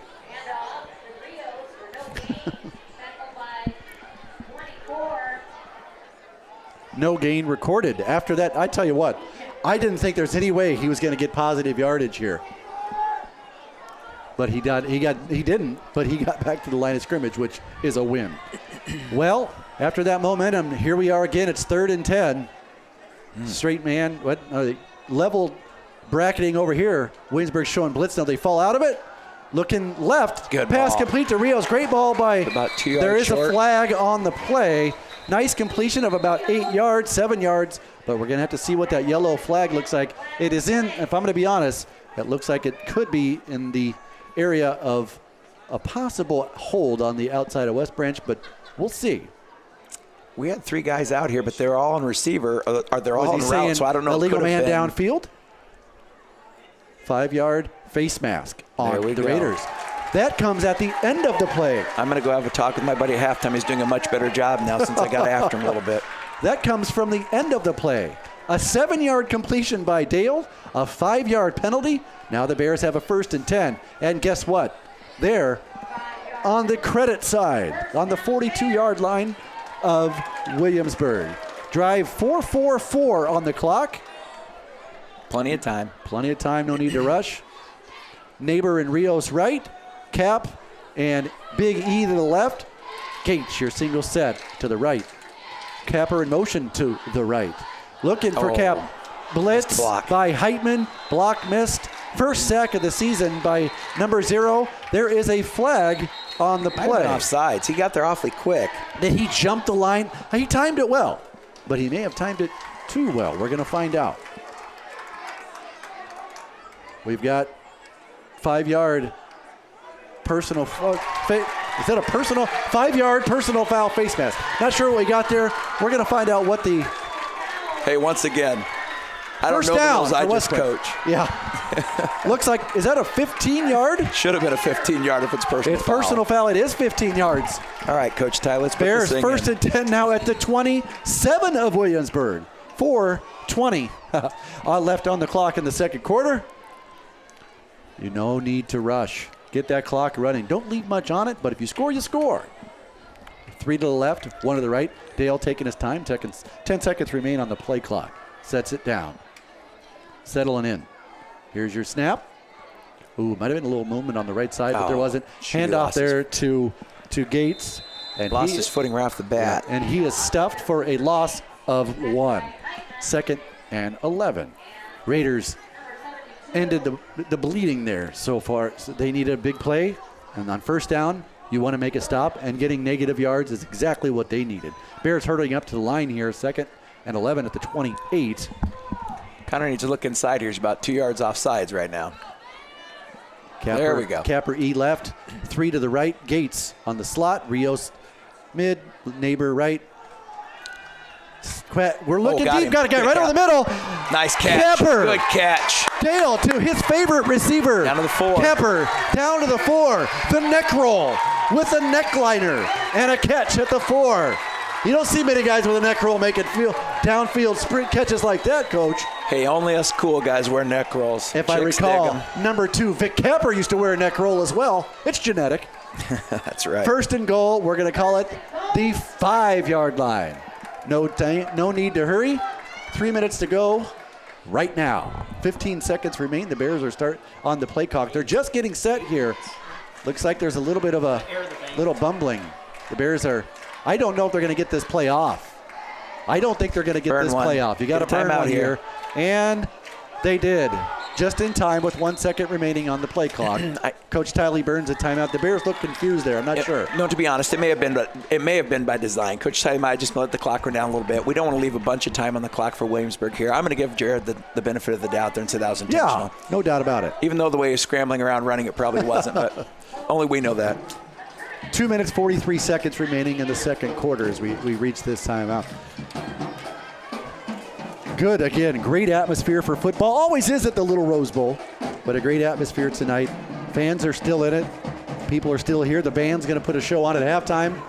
Coach Chenander is giving us notes. Not sure what it is, but he's giving notes, and I don't get to be a part of it. Just like back in the day when people would pass notes, I didn't get one. Coach Chenander's giving one to Coach Sexton. I'm out of the loop. What do you think about that, Coach? It's not fair. You're getting notes. It's not fair, I'll tell you. We got a special halftime guest coming up here, and we're just trying to make arrangements. Yes. I know who it is. The Schaaf dog. The one and only, the man, the myth, the legend. Head golf coach at Williamsburg, Brad Schaefer, also the son of Tate, or father of Tate and Tegan. And the Bears coming out of the timeout. Looking deep, got a fade route to the corner, had his man open, just overthrown. Rios had a step on his man, but thrown to a perfect spot. Yep. Wasn't caught, but there was no chance that the defender was going to get it either. That's exactly right. Second goal at the 5. Little post corner route. Do you, in these scenarios, these situations, do you ever do any window dressing plays to kind of to get a team off, or you just try to get the 5? We have a late Brandon coming on late here. Got enough guys in, and did they break the huddle? Yes. Somebody's got to come out. Yeah, we did. Okay. We might be looking at the same thing 10 now, seconds. taking a shot with Lincoln here to the fade. Oh, boy, same formation.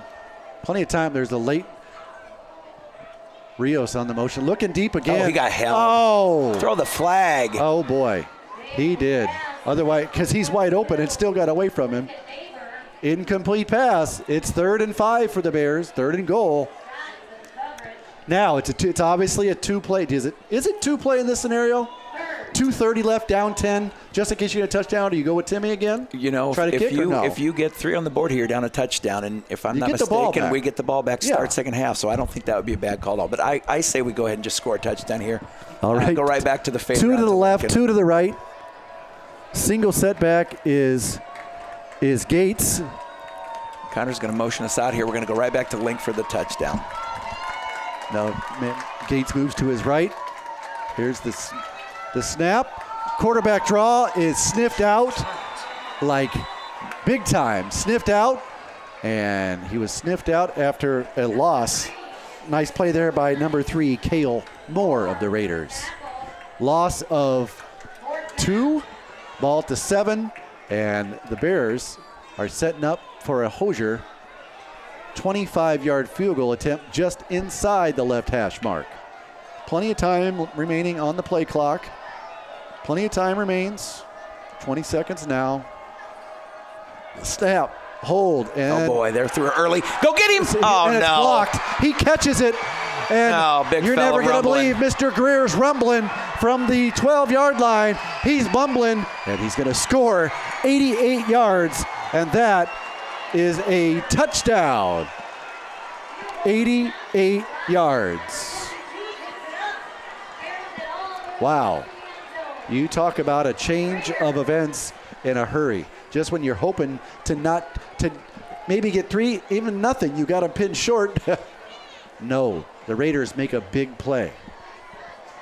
I think the Bears on the sidelines asking, did he jump over top of the center? Which I know that's not one of those legal plays. I think he just came clean, caught it in his belly, and he was gone. Yeah, he got in there awfully quick. I don't know where he came from. Have to take a look at that one on replay if we can.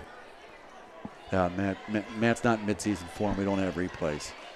And we got coaches next door. We can ask them. 26-10, your score. 1:45 remains in the first half. McMillan, point after touchdown. That looks good, and it is good. 27-10. Wow, what a change of events. The Bears had Mr. Uncle, Brother Mo. We got an injured Bear on the field. We got cramps again. We got him. Yeah. I fear this might be Tate.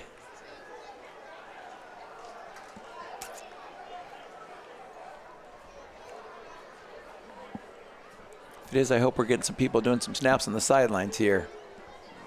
Yeah, it looks like it might be Tate. I see. And just below us, look, if you look down underneath us here, former Bear, he's not wearing his jersey, but number 20, that's Braden Sexton. Yeah, his younger brother Connor kept the tradition alive and jumped into that number 20, trying to keep it working. Braden may be the school record holder for most onside kicks recovered in a season. Yeah, just ask him about it. He'll tell you all about it, Jay. It's his claim to fame. I always say, boy, son, my claim to fame was scoring touchdowns. Yours is recovering onside kicks. And not only touchdowns, you also scored baskets for another team.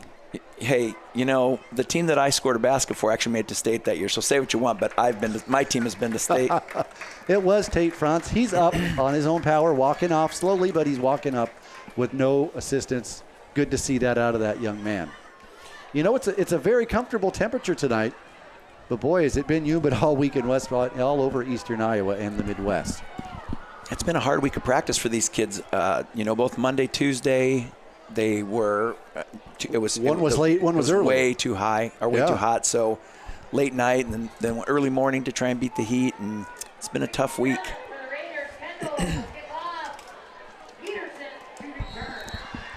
Number 67, Kendall, to kick off for the Raiders. I believe that's his last name.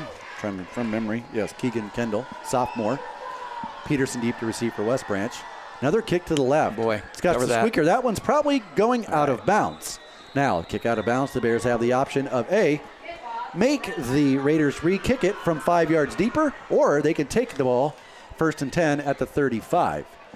I'm almost looking at this like this kid has not kicked it very deep. Do you push him back 5 yards, make him re-kick?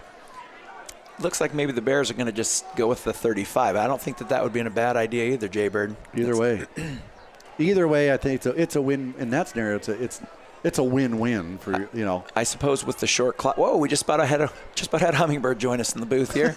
I suppose with the short clock, Coach Tiley wants to try and get the ball here and put some points on the board. Yeah, 1:45 remains. Probably not going to do anything crazy, but you're going to try your 2-minute offense. I'm sure you've been practicing it. Well, it's just under 2 minutes, but this is the perfect time to try to get it done if you're going to do it. Looks like we just have one timeout left. Oh, boy. Oh, snap, and Dale slips. New center, and that's probably got on him a little quicker than what he's used to. Yeah. That's a team loss of 5 yards. The Raiders aren't looking to call a timeout here. They're content with letting the clock run with a 27-10 lead. I think West Branch might be content with letting the clock run after that play. No hurry here. They're not hurrying up. 1:15 remains. 20 seconds left on the play clock. 3 to the left, 1 to the right. 3 to the left, tight end to the right. Dale this time rolls out to the right. Good. Got the edge set. Is he going to throw it or is he just going to go down? Oh, look out. Oh. Threw one up there. Heitman was right there and drops it. That was a free interception. Thankfully for Bears, he didn't get it. It's going to bring up 3rd and 15. Now the clock is stopped. 1:02 remains. Williamsburg still has 3 timeouts on the board, too. That's a little bit concerning here, too. In at center for taking over for France is number 74 for the Bears. That is, I believe that's Bodie Moorhead. Yeah, it's Bodie. Yet another underclassman. The Bears have a lot of those on the field. 3 to the left, tight end to the right. I don't think there's going to be anything too crazy here. Dale's got a lot of time, got a man over the middle. Oh, just couldn't get it over the outstretched hands of Heitman. If it gets over him, Rios was running free. No doubt. Shockingly enough, he's able to get a fingertip on. If he doesn't do that, it might be 7 for the Bears. 56 seconds remain. A lot of time for the Raiders maybe to possibly try to get another one in. Get a first look here at a punter tonight at West Branch. First punt tonight, number 33, Staker, was an all-district punter for the Bears last year. I'm guessing that Coach Braddock is telling Nolan that Heitman does not touch this ball. Even if you got to punt it up to the West Branch Library to his right. Low snap. He picks it up. Punt. Uh-oh. Short. It's a bouncer. One hop. Perfect Sunday bounce right to Heitman. Looks right. Goes back to the left. Spins out of one tackle. Spins. Jumps over another. Oh, and God. Tell you what, folks. You've heard it before. Touchdown, Heitman. Man, what a player. I mean, yes, coverage is coverage, but give the kid some credit. He's a heck of an athlete. He does a lot of things. Looks like a 50 from the 38. That's Stepped a 62. out of bounds at the 4 here, Jake. Oh, looks like. not a So, touchdown. Not So a touchdown. I apologize. You haven't heard touchdown, Heitman. Oh, maybe at the 5. I think his own teammate might have accidentally tripped him up. First and goal at the 6. So that's good news. 39.1 seconds for the Bears to try to hold out the Raiders. Raiders have 3 timeouts to work with. So. Yeah, they have plenty of time here. Obviously with the 3 timeouts, the clock is no concern whatsoever for Coach Ritchie. Single coverage out here. Heitman to your right. Sin on the handoff. First hits behind the line of scrimmage, but he falls forward for a yard. Williamsburg not in much of a hurry here. 25 seconds remain. Now they're hurrying up. One right, tight end right. Doesn't he get set here? Now he's got it. Cooker. Oh boy. Play action. Looking left. He's got a man in the middle. Oh, he short throws it. Good news for the Bears that he short threw that man, Heitman. Number 3. Is that? I think it was number 3. It's kind of It hard is to tell number from 3. up here. Kale Moore was wide open. Short hopped it. That's good news for West Branch. 14 seconds remain. There's timeout. West Branch takes their final timeout. May as well give the Bears a little bit of a breather because you can't take these timeouts home with you. You're going to get 3 more when we come out from after the half. That was a pretty important timeout because on that last play, I think there Out were of position. two or 3 of our defensive linemen weren't set yet. So I think we might be sucking a little wind right now. Looking around the crowd here, I see, looking straight down below us, you see a large contingent from the Butch Pedersen family. Again, if you missed it before the game, unveiled Butch's statue up in the northwest corner of the Little Rose Bowl. Come up, check it out. There's going to be light shining on it so it shines through the night. Talks about his career, some of his many highlights as they can fit onto a statue plaque below. Second half, I think Matt Chenander is going to take over play-by-play. I'm going to try it. Nope. I guess he says no. He's going to stick to the camera. He's probably a lot better at that than I am. Talk about huddles. Guys in the huddle, not sure I would even make it. Back to pistol here for him. Pistol, one in right, one left, tight end right. It's going to be a little play action. Pass Make the out to play. the slot. Make the play, Connor. Moore slips out of a tackle, had him set, but they couldn't bring him down. Touchdown Raiders to number 3. Kale Moore was short hopped the last play. They went right back to the well, and he rewards the Raiders with a reception and a 4-yard touchdown. What a tough 3-minute stretch here. We had them 20-10 with the ball on the 3-yard line. And next thing you know, it's 33-10 with a chance to make it more. With 4.7 seconds remaining in the half. McMillan had his first one blocked, but since then he's been perfect. Good snap, good hold, and a kick that looks good, and it is good. It's 34-10. The Raiders lead the Bears. 4.7 seconds remaining in the second quarter. Okay. You're down 24 at this point to a very good Williamsburg Raider team. Even though it's the first week, you know they're going to have a good squad and they're going to be a good football team. West Branch is going to get the ball to begin the second half. What do you say? What is your speed? Give me a quick pick-me-up talk to keep the Bears, their chins up and keep firing. You know, I got to be honest. If you're watching this game from a different lens, we are not playing bad football. Not at all. We've had a couple breakdowns defensively. They had a couple touchdowns that way, and then, getting a chip shot, field goal blocked. big fella catches it right in his belly and rumbles 97 yards. It's stuff that doesn't happen very 99 often. times out of 100, that is not happening exactly and that way. I don't think our kids even realized he had the ball until he had a 10-yard head start. And you don't see it very often where you're in a scenario where there's A, many field goal attempts, and B, where a kid gets it and can return it. So you don't see it because on extra points, you don't get to return it. Yeah, I'm guessing that any special teams we do from now on, it'll be a major goal for emphasis, for Coach Braddock to make sure the Heitman's not touching the ball in any way. First deep kick, fielded by, it's not fielded, slips by Pedersen. Pick it up. Pick it up at 3, and he gets through the first line. Here we go. Can't get past that second line. And what is going on in the middle of the field out here? Got another one down at this end too. Wow. A lot of extracurricular. I mean, when you're down, you got to keep your heads up, guys. You know, people start looking for when you're behind. You know, sometimes these things happen. Got to keep your attention. Got to keep your focus on the game. Is there still time left on the clock? 0.5 seconds. That only took 4.2 seconds. I'm not sure there should be. Oh, that's true, yeah. Yeah, once he touches it, the clock starts. So that might have been 5-yard face mask called on the Raiders. Walk-off ball at the 19. No way in the world the Bears are going to try anything here. Yeah, they're set up in the take a snap formation to take a knee. Now they're in place.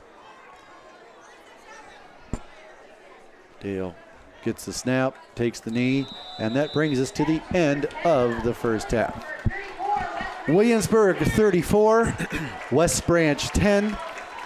I'm not trying to put lipstick on a pig here because it's not like that. As you mentioned, West Branch offensively has looked like a team that can have a really good identity in that manner. We did a lot of good things that half offensively, and defensively they had those big plays, but we kind of settled down there in the second quarter. They put together a pretty long drive, but we held them by the end zone, and then we just kind of shot ourselves in the foot. So hopefully we can just keep the confidence going here and make some adjustment at halftime, come out ready to go in the second. We're going to take a break, and you're going to get to hear a little bit of the West Branch band here at halftime. Their first game as well. I'm sure they're fired up and ready to rock for you. Halftime score, Williamsburg 34, West Branch 10. You're immersed in football on WestBranch.Football.com. This is Marcy Willier with Urban Acres Real Estate and the Bales team, here to welcome everybody back to Friday Night Lights. I'm super excited for a great season, for our new coach Nestor, for the whole Bears team and family. Good luck tonight, stay safe, and here's to the community that has a lot of strength, love, and family behind them. Go Bears! Whether you're in a hurry headed to the game, squeezing in lunch between meetings, or if you just want to avoid the crowd, try Main Street Suites' new online ordering. Log on to MainStreetSuitesWB.com and click on online ordering to begin your order. You can customize your sandwiches or ice cream just the way you want, pay online, and then call when you arrive to have it brought to your car. Online ordering from Main Street Suites, proud supporter of the West Branch Bears. Have you reviewed your insurance lately? Contact the Fullwider Insurance Agency to set up a free insurance review of your policies. We offer personal, commercial, life, health, and crop insurance to protect all aspects of your life. As trusted choice independent agents, we can work with multiple companies to find the best coverages at the most competitive prices. Call 643-2695 to speak to one of our agents. Supporting the West Branch Bears for over 50 years, the Fullwider Agency, where your insurance is our assurance. Be sure to stick around after the game for our post-game coverage. We'll recap the game, talk with coaches and players, and award our player of the game. And, as always, keep an eye on WestBranch.Football and our social media channels for video highlights, photos, and more from the game.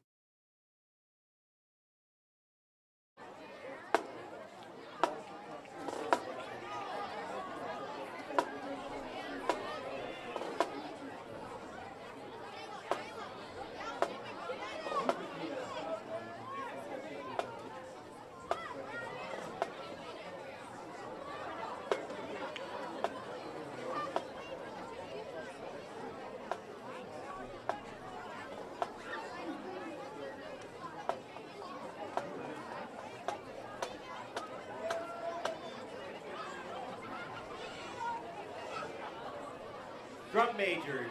Is the band ready?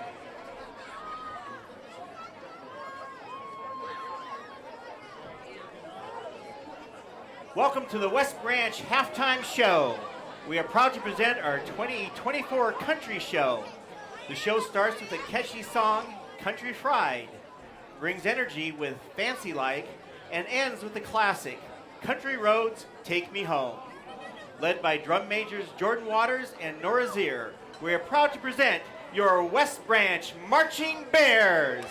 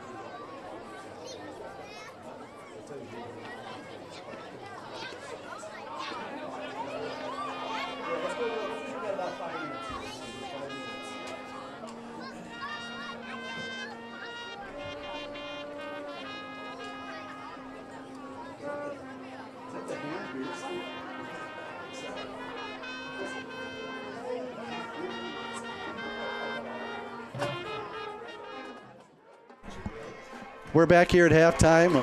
Williamsburg 34, West Branch 10. We're going to step away from talking about football for a second. As Barney alluded to early on in the program tonight, special friend of ours, special guest, Brad Schaefer from Williamsburg, a Williamsburg resident. He's the head golf coach. Used to be a band teacher at Williamsburg. Elementary music teacher, but now he's just an all-around good guy. Decent golfer as well. Joins us here. Well, give us your first thoughts of this game so far. Well, I appreciate the offer to come up here, fellas, and love the little Rose Bowl. Hey, Shay, before you go any further, I got to interrupt. I don't know if there's ever been this much useless knowledge gathered in one room. I would agree. Sorry, I'll let you go now.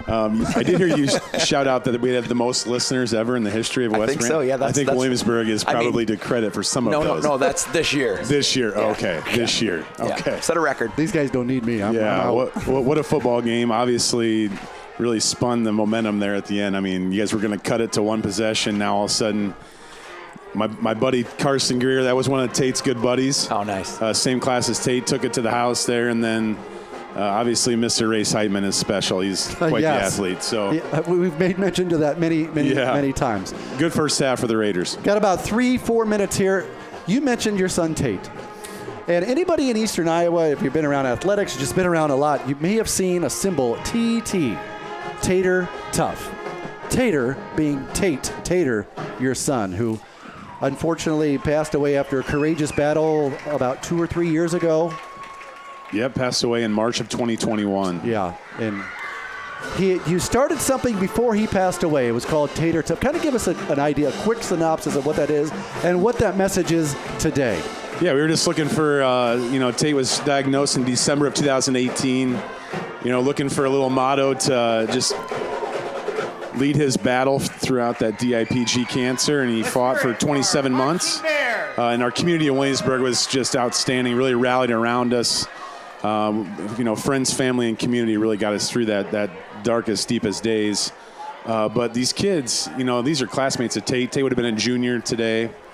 So a lot of these guys are starting linemen. They were his classmates, his best buddies, and they still carry the Tater Tough flag. The Tater Tough motto is just kind of, you never quit, you never give up. We always talk about nobody better, in that situation, not a cockiness, but just I can do anything. I'm the best at right now in this moment. No, there is really nobody better. So, Barney and I, we know you from coaching golf. That's how we got to meet one another and become friends. And I tell you what, something happened. It was in 2019. Both of our squads made the state golf tournament in Marshalltown. Correct. And it was in the midst of his battle. But, that year there was a golf tournament and there were Tater Tough T-shirts. And all of our kids got the T-shirts, and all the kids, to a man, all of our kids wanted to wear those to the state golf tournament because not just to show their support of Tate, but because our teams battled a lot through the years, and just to support you and the kids, our kids got along. And when we actually got second in state that year, and your son came over and wanted to hold on to the trophy. I still have that picture today, and our kids wanted him to be a part of our squad. And I'll say this, is a couple years later, we had the opportunity, Coach Sexton and myself, we got another team to state, and every team gets to have an honorary team member or captain, and we asked you for permission to see if we could come join our team for state. And I tell you something right now, we as golf coaches, but we as people, it's not just because of our friendship, but I think just that message, just that example of toughness, that there's no quit, you battle till the end, is something that a lot of people can take with them. For sure. A huge honor for us. I told Barney when you guys asked, it's just so thoughtful and appreciative that you thought of our family. On the golf course, we want to beat your butts, right? You want to beat our butts, but we have a unique thing in the golf coaching world where we get to interact throughout the entire competition. That doesn't happen in a lot of other sports. Great friendships, and just at the end of the day, the game of golf is about being a class act, and you guys at West Branch really you guys are awesome, and I really appreciate everything you've done for our family and Tater Tough. So we've got about 1 minute and 30 seconds left, and we'll tie this up. Coach Sexton, anything? You know, I was just thinking the same thing, Jay. And I'll tell you, that year when we won our state tournament and we had all of our kids were wearing the Tater Tough bands, we had one of our golfers decorate a ball up with TT on it. It was very easy for us as coaches to get our kids motivated that state tournament. It was very simple. We would just simply say, what would Tate do? It's time to get to work, boys. And nothing else mattered to our boys. They were ready to go. And before we go, give us the quote. No, we can't. Oh, come on. It's fine. Give us the G-rated quote, the G-rated message. So what we're talking about is Brad had a recording of Tate speaking to his friends. I forgot where you're going with this. Yes. He sent it unbeknownst to his wife. We won't mention that, right, Chafe? She'll never know. Sent it to us, and we played it to our boys on the way to day 2 of the state tournament, and talk about getting the boys motivated. After we won it, we're in the clubhouse, last team standing. Everybody else is out of there, and I turned my phone back on and played it for the boys again, and the 8 of us had a huge celebration in Tate's honor. Yeah, I will give the G-rated. He just says, it's time to go get it, boys. It's time to get your pee hot, is what he said. That's exactly what he said. Well, the Bears are hoping to do that same thing here in the second half to try to get this thing a little bit closer. 34-10, 1:15 remaining to kick off in the second half. Coach Schaefer, always a good time to spend time with you, and brief here, but hope we can do it soon. And best wishes to the Raiders and for the rest of their season, and looking forward to seeing you in the spring and fall. I appreciate it. You know, before I check out, I thought that ceremony before the game was very special to honor Butch. You know, what an awesome community. That statue is fantastic, and I'm really glad that our kids got to see that. You know, sometimes it's a lot bigger than the game. So That's exactly appreciate right. you guys and your friendship throughout the years. Good luck to you, and hope to see you this spring. Hey, what the heck? You know, sometimes they do at the Cubs game. They get to that. Some guy comes in and they gets to talk, and then you want him to sing the. I don't want him to sing it, but let's let him stick with us. Stay with us here as we begin the second half of the third quarter.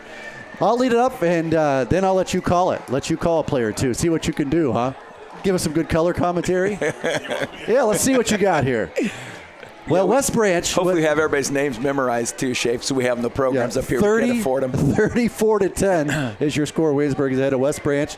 Remember I said early in the game, Coach Sexton, the Bears, when they were down 20-3, that scenario of wash the score away, start over. You can't look at the score because you got to keep your head in the game and try to bust down the field. They're going to get this opening kickoff, but the offense has been a very bright spot for WestBranch. No doubt about it. You know, this is a big series for the boys here. The same things we said to start the game. It's important that we put a drive together here. Even if it doesn't end points, we got to make sure we flip the field. Now you look over at the Williamsburg setup here, Coach Schaefer, and you see a lot of these kids that you talked about. Your son knew them. You know them in the community. It's a very young team this year. Coach Ritchie's graduated 18 kids last year, and he said they're going to be very, very young.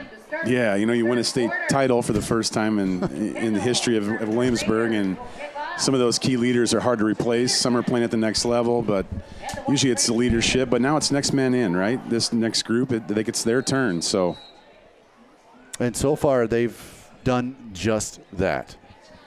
Kick here to begin underway. A short kickoff. One hop picked up at the 13 by Pedersen. Looking for some room. Cuts right, cuts left. It's stacked up at the 30. Spins around, but it's going to stay right there. They're going to spot it at the 31. No, back at the 30 now. We're going to stay there, not move the line of scrimmage. 1st and 10, WestBranch. Coming right out here, Coach Sexton. What do? I know you wanted to throw something away real quick. My guess is we're going to try and reestablish the run here. Yeah. You know, we don't want to get to work in a hurry here. Just start doing, and when I say run, that could just be our bubble series, our quick passes as well. But just go back to playing attacking football. That same formation, 3 to the right. Pedersen single setter here on the left. Gates lined up. Snap to Dale. First look wasn't open. Now he's setting up in the back, and he is going to be sacked for a loss. That, my friend, is Cale Moore, number 3, with another big play. He ended the first half with a big play on offense, begins the second half with a 5-yard tackle for loss on defense. 2nd and 15 for WestBranch at the 25. Kid has had a solid football game as well. Very much so. Any kid with a single digit so far has played well for the Raiders. 6 in the box, 7 on the outside. Motion by Capper. Showing blitz. Heitman is coming in free, and he is free to tackle and sack the quarterback for a 5-yard loss. Dale's down. Heitman, that name, I think we've mentioned that once or twice. What does he play any other sports? I know football obviously is going to be his meal ticket going forward, Coach. Yeah, Schaefer. he's a basketball, baseball guy too.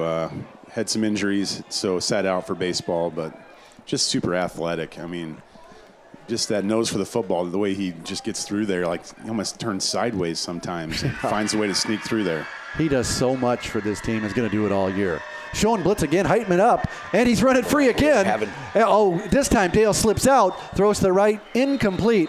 Lucky just to get that away with no loss or no mistake. It's going to be 4th and 20 for the Bears, pinned deep at the 20. Those last 2 plays we set up in our empty formation, that seems to be Heitman's signal to blitz as fast as he possibly can, and we're not doing a very good job of getting it picked up at this stage. You know, they moved him back to free safety there for a little while the first half, and now all of a sudden he's kind of playing that linebacker spot like he did last year. I didn't notice, was Tate back in there at center? Yeah. Was he? Staker set up at the 9, snap, little high, punt. Ooh, it is partially blocked. Partially blocked, gonna go cover it short. Gonna get settled down at the 29. Coming free there was number 21. That is John Eichhorn with the partially blocked punt. And the Raiders are in business 29 yards from the end zone. 1st and 10. This is probably one of those things, if they're going to take any more shots, it might be right now. And then if they score after this, they're probably going to settle down and try to establish a little bit of a run game.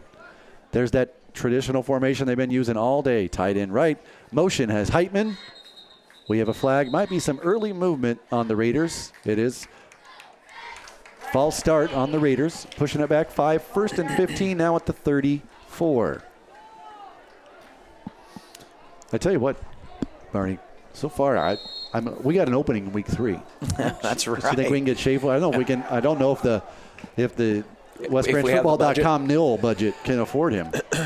We'll have to see what we can do.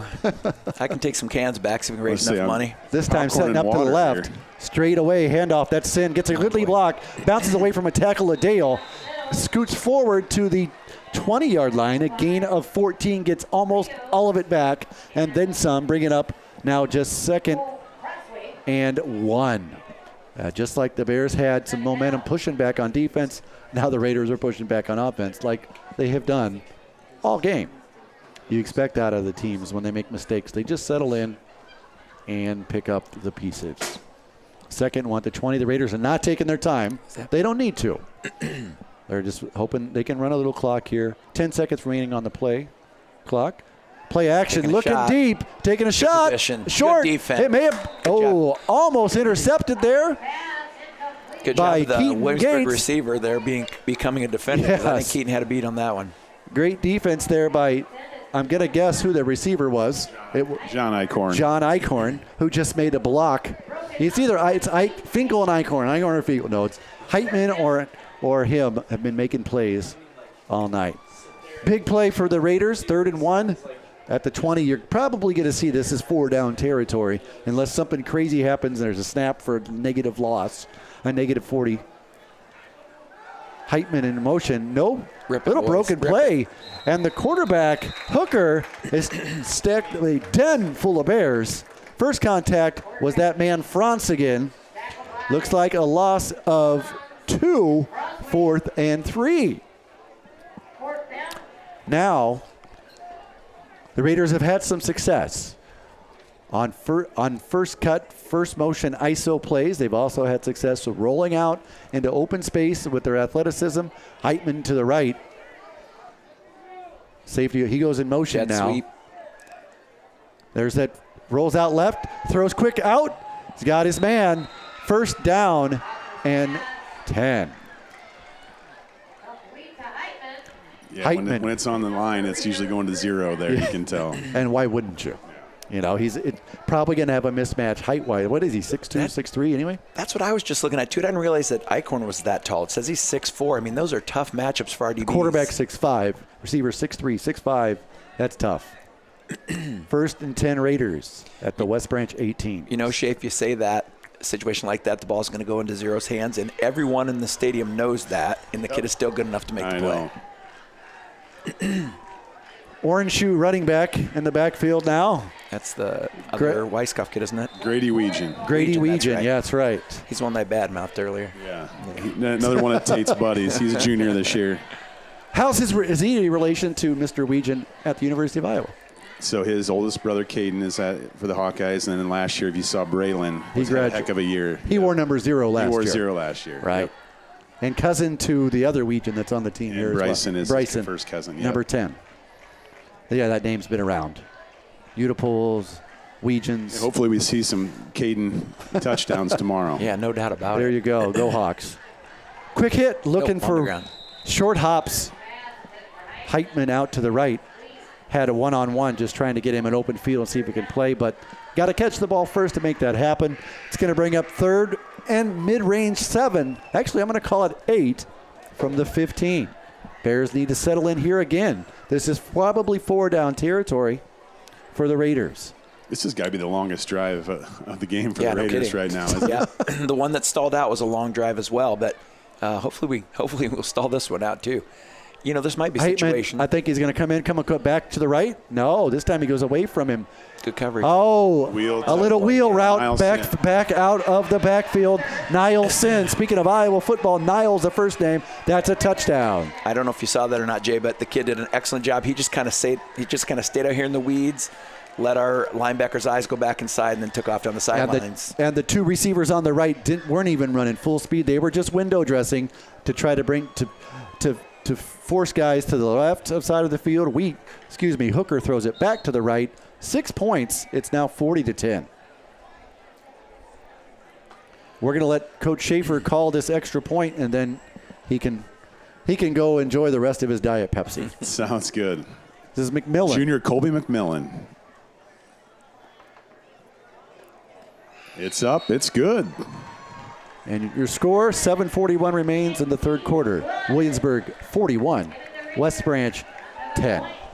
Coach Schaefer, it has been an honor having you here on the program. And we look forward to maybe seeing you outside of WestBranchFootball.com. Yeah, I really appreciate it, fellas. Beautiful night to be outside. And good luck to the Bears the rest of the year. And hopefully the Raiders can continue this and make another run for a repeat. So we'll see. Appreciate your time. We wish them all the best. Wish you all the best. Always a pleasure. Love you, big dog. Love you too, guys. Take care, Coach Schaefer. Take to see you. Looks like we got another Bear down with some cramps here. Looks like Michael this time, yeah.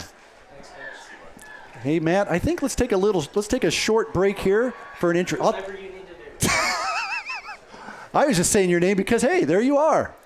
We haven't been live this whole half, Jay. Really? No, he's just been. Yeah. Better, Jake. Let's take a quick break here. Your score is Williamsburg 41, West Branch 10. I'm going to try to do the things that Matt does, but he's by myself. And let's take a break. EMS Detergent Services has been providing janitorial supplies to businesses across the Midwest for over 50 years. Based in North Liberty, EMS uses products made right here in Iowa and offers exceptional and affordable services for their clients. Learn more at emsdetergentservices.com. Julie and Dan Hayes at EMS Detergent Services, proud supporters of the West Branch Bears. For over 50 years, the Fullwider Insurance Agency has provided quality insurance coverage for the West Branch area. The Fullwider Agency provides superior customer service and quality insurance solutions for you. Our good pal As Frenchie, trusted choice a friend of independent Butch's. agents, I'm going to turn we're off able the to ad here in the background. He's watching. He's listening over there. Good friend, class of 84 graduate, foreign exchange student. Kick to Brandon Pedersen. Short hops it. Picks it up, goes forward, still going. Oh, tripped up, tackled. Nice open field play there by the Raiders. I can't catch that number. Now Brandon's cramping. Man.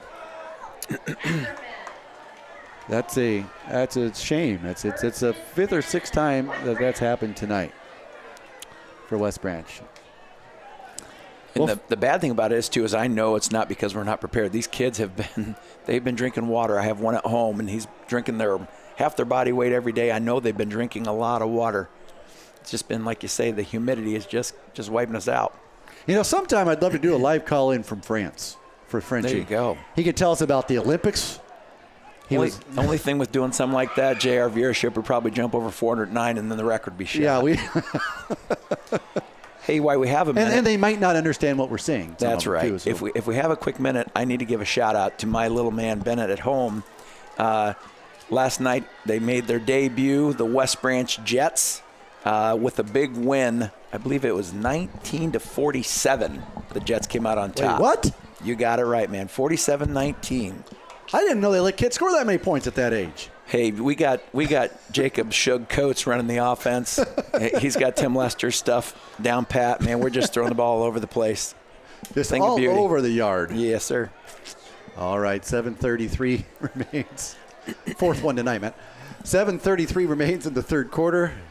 West Branch trails 41-10. Now, at this point, you're just trying to keep your head up, keep pushing forward, start being successful. Little here offense, little there offense to push forward for the rest of the season. Quick handoff there to Gates. He's powered forward. Go, Coop. Breaks a tackle. Was stopped there by big man number 74. Davies had him stuffed at the line of scrimmage. He got out. That's a great individual effort there. Great 9-yard run. That is all him. That's a 1-point escape and a 9-yard carry. Wrestler. Got Bodie Moorhead in here at our left tackle, or at our left tackle in place of Mike. Mike's still down the sidelines here working on getting those cramps out of the way. All right, 3 to the left, 1 to the right. Single set again is Gates to the left of Dale. Wonder if they go back to that well again. Taking their time, and they do. And this time Dale keeps it, and not as successful. He is tackled behind the line of scrimmage, and he is down. This time, that does not look like it. Oh, maybe it is another cramp. Cale Moore, that man again, 3 with the play. Need to get some snaps over here with Mr. Rios. Connor's calling for a football. Wow.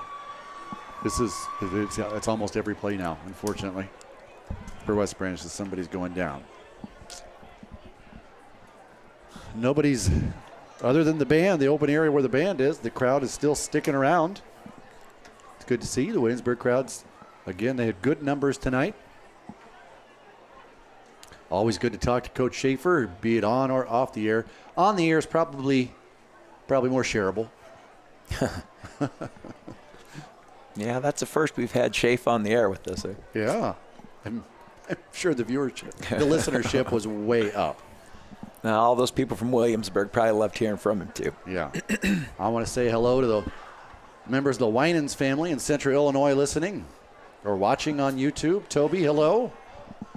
To my brother-in-law from another mother, Jacob, running Tommy TV down there in Taylorville. You want to talk about an operation. Tommy TV in Taylorville, Illinois. Something else. Neil Hohenstein leads that program. It allows kids to learn how to be broadcasters and run cameras, and just giving them different life skills that maybe gives them different choices and things they can do. Dale is up and walking off on his own power. Connor Rios is going to come in and get some snaps in his place. Looks like Mike's back Big on the Mike's field. back on the field. Bodie Moorhead coming off the field. Rios is a quarterback by nature. He began the season last year at QB. So it's 3rd and 6 at the 37. Snap to Rios, set back to pass. Looking, throws to the right. Intended for Capper, goes through his hands, incomplete. We got potential roughing the passer flag here. On the play, now Rios is looking like he might be. There's a roughing the passer is the call on the Raiders. It's going to be 15 yards and a first down for West Branch. That is a big deal. Keeps the drive going, keeps the momentum going, keeps the confidence up.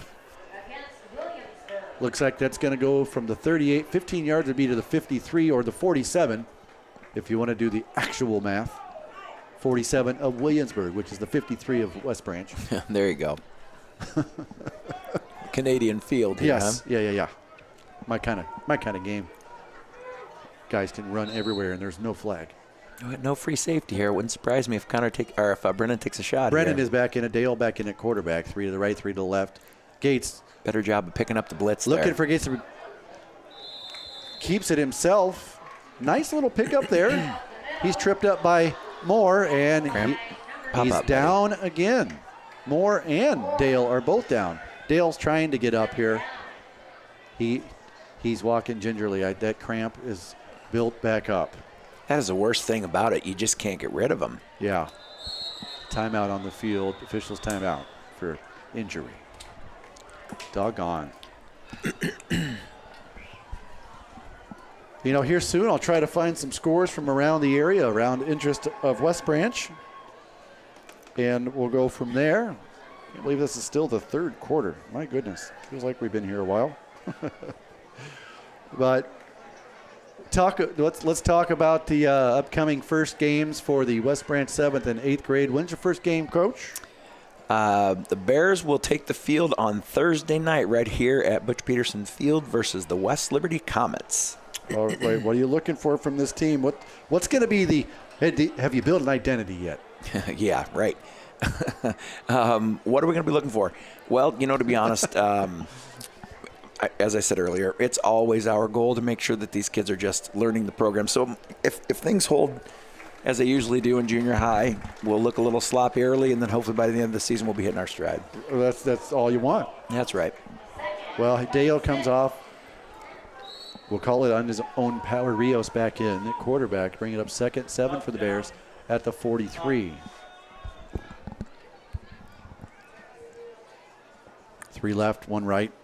Handoff is to Gates. He cuts to the right. Tackled their first contact by Heitman. Not going to let him go. But he is falling forward for a 2-yard gain. It'll bring 3rd and 5. Bears need to keep this drive going. Get the next first down.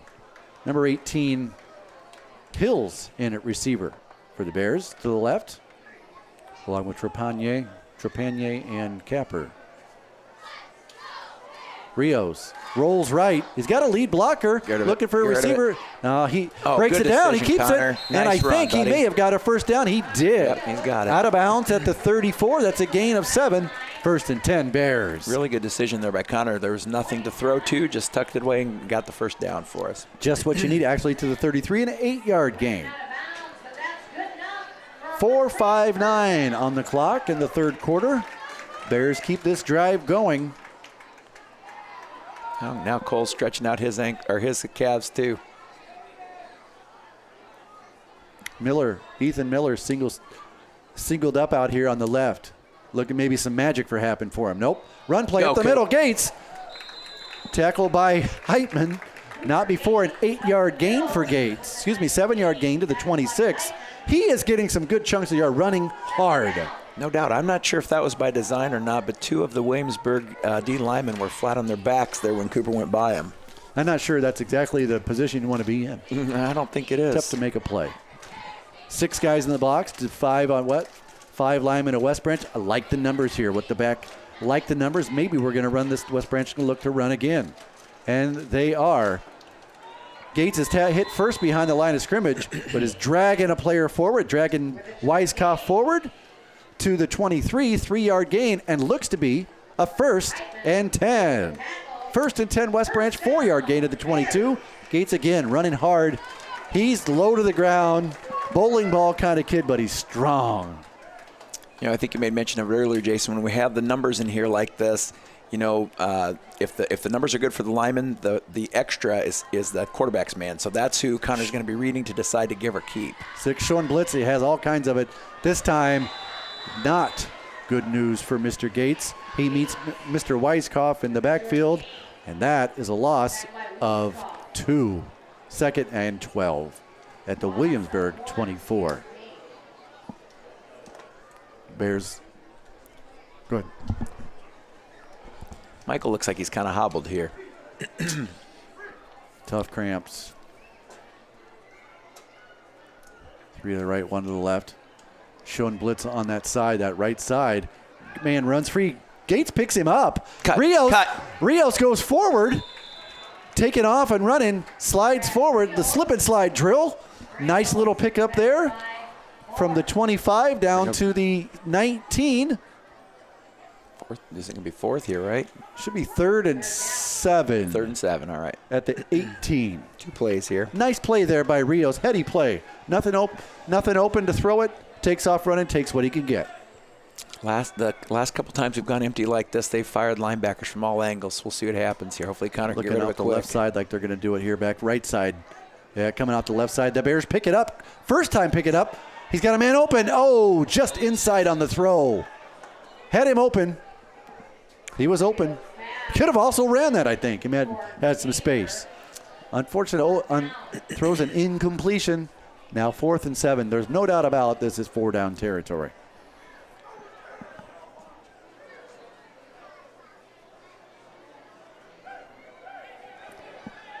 Okay. 4th and 7 at the 19. What are the Bears going to do here? Neighbor, Hills, Capper to the left. Pedersen singled out on the right. Gatesher single back to the left side of Rios. 5 on the shot clock, play clock. Blitz picked up. Rios steps forward, had a man just off target, intended for Hills. That's going to be a turnover on down. Bears got a nice drive there. No points on the board, but a nice drive. Get to develop a little bit of a run game. That's going to help them out going forward. A lot better job there picking up the blitz as well. Yeah, that helps. Well, the Raiders now have 1st and 10 at their own 19. Looks like maybe Nolan Staker's going to roll in there for Brennan at the safety spot. West Branch's next opponent, Dyke New Hartford, lost to defending 1A state champion Grundy Center 21-7. Dyke New Hartford entered the season as the number 1 ranked team in 1A. But rankings at the beginning of the season are based on last season, what you have returning, not on the field. First down here, pass complete out to number 21. Another one of those big wide receivers, Eichhorn. It's a pretty solid one-on-one tackle out there by Keaton as well. Giving up about 1 foot. Yeah, no kidding. These kids are tall. But Keaton again, another wrestler. He likes getting 2-point takedowns at high school. It'd be 3 in college. 5-yard completion brings up 2nd and 5 for the Raiders. 6-yard completion, 2nd and 4 at the 25.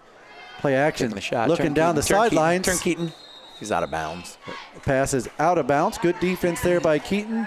Regardless of what was going to happen, catch or no catch, that was good position. Pushed him to a place that he couldn't make a play. It's absolutely perfect coverage. The kid had an outside release. Keaton went hip to hip with him, just drove him out of bounds. There's nothing the kid can do about it. Doesn't matter if you're 6'4". Score around the district of interest. Regina 35, West Liberty 20. That's in the 4th quarter. Closing up on the end of that game. 3rd and 5 for the Raiders at their own 25. See if the Bears can get a stop here, maybe force a Williamsburg punt. Their punter probably is going to need to stretch out because he hasn't had to do it yet tonight. Snap. Hooker looking out here, wide open as Heitman getting an open field. Breaks out of one tackle. Nice hit, Lincoln Neighbor. Then he meets Mr. Neighbor. Boom, goes the dynamite on the tackle, but that is a first down. But there's a flag on the play on the other sideline. Looks like they're looking towards the sideline to Williamsburg. Whether it must be on West Branch, are they going to take the flag? Holding on the offense. I'm pretty sure that referee looked at the Williamsburg sidelines because someone was telling him that maybe he didn't make such a solid call. Well, those things happen. I know it. That is a big call. It negates a first down pass to Heitman. After the walk-off, this may go back to around the 16, 14. Now still going. Where are we going? To the 15. How about split the difference? It'll be 4th down and third down. Third down and 14. Going to go out on a limb here and say the Heitman touches it, Matt. What do you think, Matt? Yeah. He's not the best producer in the business for nothing. Or maybe number 3. He's had a pretty solid game, too. 0. That's Heitman in motion. Looking right down the middle. Hooker looking Deep left. post. Throws over the middle, and there's number 3. Right on cue. Mr. Moore. Completion. Some extracurriculars going on the sideline, pushing him out. Nothing happened. Much ado about nothing. There's just some people wanting to get their vocal cords working again. Completion to the 35. Nice 20-yard completion and a first down pickup for the Raiders. Not hurrying at all. 1:31 with the clock stopped remains in the third quarter. Updated score from Kinnick Stadium. Iowa 7, Illinois State 0 in the first quarter. Top sweep. Good job at turning Send. back in. Oh, as he tries to cut back, Capper cut him off, and now he is cramping up. Really nice job there by Oliver. Two guys from West Branch cramping up. Oliver Trepanier did a really nice job of setting the edge and turning things back making in. Him back. Yep. Yeah. But they just pulled up. They're staying in. Great tackle by Capper. They're going to call it no gain recorded. 2nd and 10 at the 35. Trying to check in here on the Waterloo Columbus played tonight. West Branch's third opponent will be back here at the Little Rose Watch Bowl. the rollout here. Hooker going left. He did boy, throw him back over the middle. Oh my gosh, gets it through to defender Pedersen's hand. Complete to number 3 Moore. He's tackled, but at the goal line. 65 yards for a Raider touchdown. What? Oh boy. That's been a play that they've gone to several times. Heitman goes in motion across, and then they run more of kind of a sprint out series with the quarterback. I'll tell you right there, he could have gone to Heitman for 6 also. There's no one around him. They kind of got lost in coverage there. Just players making plays, and they've got a lot of them. Michael's really having a tough time out there. Yeah.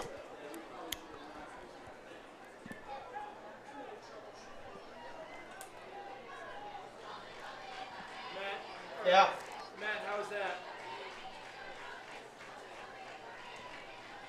Can you go more? Point after touchdown for the Raiders is good. 33.3 seconds remain in the third quarter. Williamsburg 48, West Branch 10. It brings us to a situation when one team is leading by 35 points or more. Once you get to the first quarter, into the first quarter, if you're up by 35 points or more, you've got a running clock scenario. So as soon as this is kicked off, the Bears get it.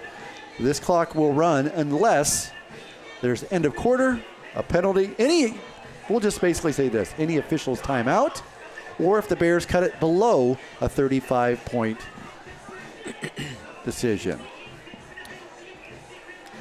Yeah, there's some Big Mike's down on the sideline there, just kind of keeping people up to date. He is laboring a little. Let's hope all the positives. There's another guy getting his cramps fixed, but it's like Brennan's trying to work some stuff out as well. And he's hopping around trying to keep high-fiving kids, keeping them in the game. It's what you got to do. I noticed that a little bit ago too. Tate Franz, there's I think it was one of our guys was cramping. He was going down the side here, giving all of our JV kids high fives. You can tell he was still in the game here. All right, looks like we have Logan Christoffel deep this time. I believe that's Tate deep on the right side. Tate Franz, but wouldn't that be something if you got a carry here? Well, and 152 scored. Why not let another? There you go. Kicks low, line drive up the Logan, middle. go to That's work, right at Logan. Christoffel, he's jitterbugging a little bit. Hurdles a man without knocking the hurdle over. Nice return there by Logan Christoffel. Gets a shot, returns it to the 35. 65 yards for the Bears to score first, but they have a 1st and 10 at their own 35. The clock is running. At the end of the third quarter, your score is Williamsburg 48, West Branch 10. We're going to take a short break, pay some bills. We'll be back on WestBranch.Football.com.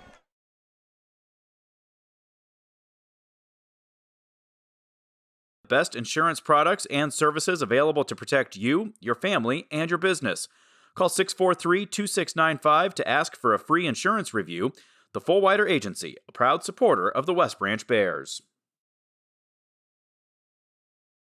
Introducing SnapStack Checking and Savings from Fidelity Bank and Trust. With SnapStack, you can earn cash back on your everyday transactions, plus 5.12% APY on savings balances up to $5,000. Open yours today and make bank in a snap. It just makes sense. No minimum balance required to obtain APY. If checking activity qualifications are not met, all savings balances earn 0.05% APY. Visit bankfidelity.bank for terms and conditions on the account. Fidelity Bank and Trust, member FDIC.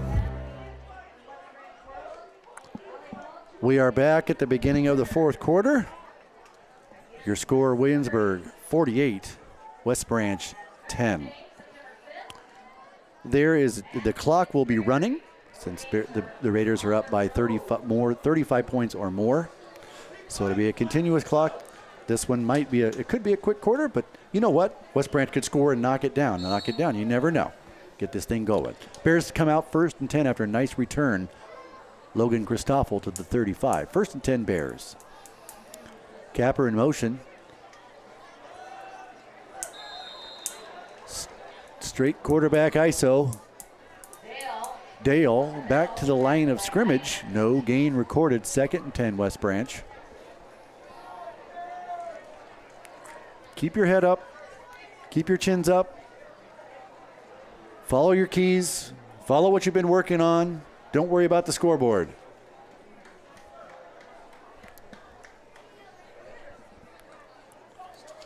Motion right. Dale fumbles the football. Recovered by Weiskopf of the Raiders. Hopped right into his hands. Yep. Sunday bounce right up to him at the 37. The Raiders get the ball, and they're knocking on the door again. The clock should be running, but it's not. It's so unfortunate. I mean, we've said it numerous times, but we are not playing a bad football game. We're just finding new ways to shoot ourselves in the foot. Yep. You got to,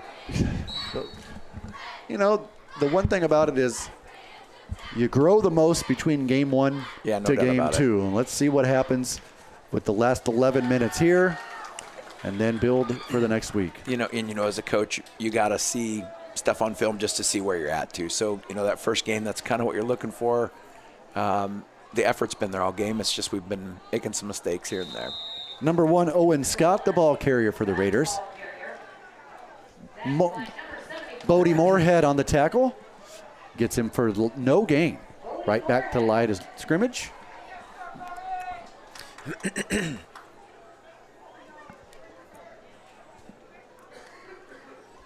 We have 2 or 3 kids out there grabbing legs and pulling on toes ankles and everything else. Yeah. Williamsburg staying true to their formations. This time, new quarterback. Turn Brandon. That's a pick. Oh, my goodness. Got turned around. Lost his contact. Number 10, Bryson Weegan completes a pass to number 6, Cale Bailey. Down to the 13-yard line. That's a 24-yard completion. And a Williamsburg 1st and 10. New quarterback in there. Offensive line looks to be the same. Weiskopf still in at fullback, tight end. In my favorite pink shoes, out to the right. Worn by, looks like number 8, Connor Westcott. I think he's a nephew of the new guy. I do believe you are right. Scott, the ball carrier, going horizontal to the line of scrimmage. Oh, man, and then he gets forward and again gets knocked over. Keaton Gates on the contact there. Big hit. Give him a gain down, looks like to the 8, a gain of 5, 2nd and 5. Clock still running. The clock is still running, and it will be. 2nd and 5. 22 seconds left on the play clock. You can bet the Raiders are probably going to be running this clock down to single digits, lower single digits from here on out. Not doing anything yet, just now getting to 10, just as we said. 2 left, 1 right, single set. Fullback right up the lead. There's Scott right up the hole, cuts left. He's met there by the linebacker, Capper. Close to a first down. Let's see where they mark it. Oh, he's blowing it dead. Blowing the clock dead. 1st and goal for the Raiders. Now he's keeping the clock running, as they should. If it's 1st and goal, you don't need them to do any administration of measurements. Matt's favorite word. First and goal at the 3 for the Raiders. You're going to look here. Just going to go straight up the left side. Scott, no, he's going bouncing it to the outside. Cuts back to the left. And that's a Raider touchdown. We're in position, just kind of overran a little bit. That's a tough play for safety to come up and try and keep that alley capped. Because if you slow down, that's right. He's staying outside. Gas, right? Yeah. Comes Maddox Rushton in, number 3. Mad Dog. Clock stopped at 8:17 because it doesn't run during extra point. No, actually, they did wheel it. Huh. Okay. Gail McMillan, the extra point. Excuse me, Colby McMillan. Snap down, kick is up, kick looks good. Oh, and it is 55-10. Clock stopped at 7:56 as we switch into more kickoff, kick return.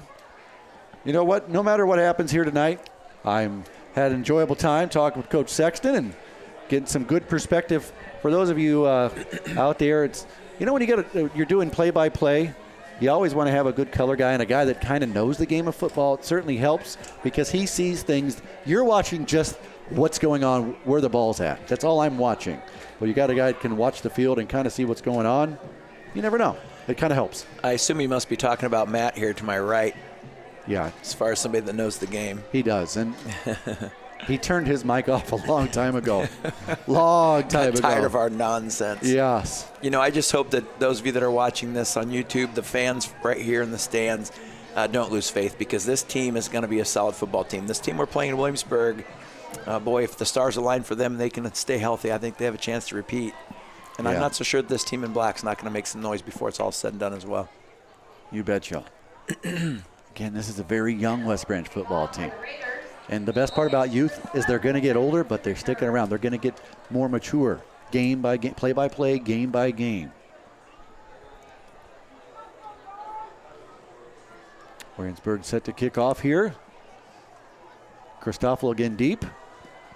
Low kick, bouncing kick. Get it, Keaton. Short hopped. Go, kid. At the Go, 15 kid. by Go, Keaton. Kid. He's a quick little fella. He's still on his feet. 2-3 guys, he's breaking tackles. All the way out to the 47. Great return by Gates. 37 yards on that one. Bears near midfield, 1st and 10 at the 47. That little fella's quick. I'll tell you, I had nightmares about that kid for 2 years when he was down at the junior high level for West Liberty. I like seeing him in red and black much better. Yes. Got to see what the Bears do here. Bodie Moorhead back in there at tackle for Big Mike. 3 right, 1 left.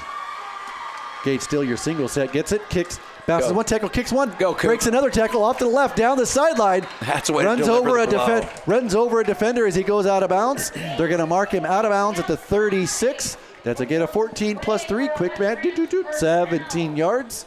And a West Branch 1st and 10. That's something that you like to see in your tailback this late in the game. Coop could easily scoot it out of bounds there, but instead he initiates the contact. I'm sure that defensive back may not have been expecting that.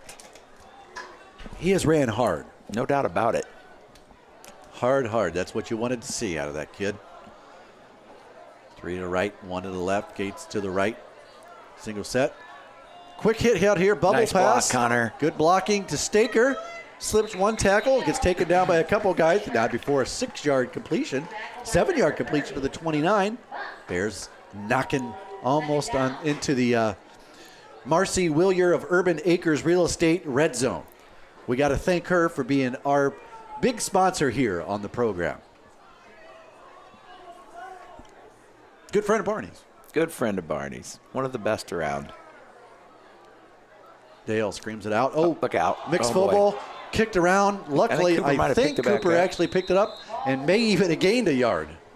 That old Fumbarooski. Unintentional. That's the trick play you don't call that this late in the game usually.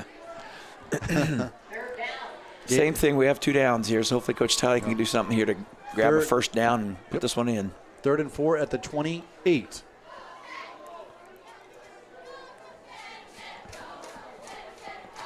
Crossweight, McCullough, Franz, Sheely, and Moorhead, your linemen.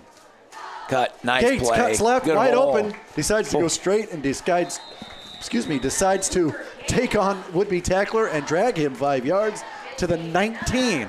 That is an 8-yard gain and a West Branch first and 10. Great job by the old line there. Created a really nice hole for Coop to cut back. Good read by Cooper to see it and make a move. Inside the Hoot Project red zone. Yeah. Look at Black out here. Looking this time going back to that bubble. Good block there by Catch it, get on it. Oh, that's a live ball, is it? They blew it dead. Luckily they did. That was close. That's close. Almost looked like it could have been a backward pass. Luckily for the Bears, it was not. That was a good read by Brennan there. Seeing that we had numbers advantage out here. Raiders have been subbing in and subbing out, getting some guys some playing time. You have 3 busloads worth of kids, Coach Miller. Yeah. Talked to Coach Ritchie before the game. 88 kids out for football in Williamsburg. 3 to the left, 1 to the right. Looking left. Oh, boy. Hit as he throws, and that is intercepted by number 5. That is Albert Bamrick, a sophomore, with hit pick. Bears were knocking on the door. Unfortunately, the Raiders answered it, kicked the door down, and they're taking the ball back. Mm-hmm. It's going to be 1st and 10. This is probably with 3 clocks running, 3-3-7 remaining in the ball game, or at least in the 4th quarter. Some guys getting some playing time. It looks like Mr. Brooks out there at the right end. Oh, timeout, Raiders. Yeah, I might see some wholesale substitution here. They just pulled the bus. That 3rd bus is going to get in there. Yeah, no 3rd kidding. bus of kids. Timeout gives us a little time here to, again, thank Matt for all his work behind the scenes. I can tell you right now, look at all the things he's been doing for us. He's also running the camera, getting film for the football team, for the game film, for the huddle. Also trying to fix a new camera that's on the wall just outside of this window. Also, I don't know what else he's done. I think I saw him down there making booster dogs. Yeah, at halftime I saw him wrapping the hamburgers. Yep. Yeah, he's impressive. Was it a crosshand wrap? You know, I'm not going to analyze his technique. It wasn't up to my standards, but I was taught by the infamous Chuck Donahoe how you wrap a hamburger. We are scraping the barrel here on the Bearcast to the end of the game as the timeout is now over. The Raiders have made wholesale changes. Like, I think there's only 1 guy remaining from the beginning of the game. There's a starting offensive lineman still on the field for them. Number 71, Becker, left tackle, is the only one that remains. Handoff up the middle. Nice play there by the Bear defense. We'll check and see who made that tackle. Who's coming up off the bottom of the pile? I can't tell. Capper. Looks like Lincoln Neighbor might have been in close as well, as I just hear it. Nikki Koenig taking over for the PA duties I did it for 18 years, man. 18 fun years. Portlet's conveniently located still in the southeast and northeast corner of the Little Rose Bowl. Not northwest anymore? Not the northwest corner. Hey, it's controversial. They got rid of those. I'm just glad we haven't had to yell at anybody for their lights on. But then I noticed over here in the north end, we got a guy across the road with his Better lights turn his on. lights on over there, off over there. That's right. There he did, just as we said it. Good. You must be listening to the Bearcast. Yeah. Over there. We appreciate you. Make a play, boys. Little bubble pass out here. Good open field tackle. Nice Brandon job, Peterson. That's a great play. Completion there to number 4, Bowen Stratton. Now Peterson down on the cramp.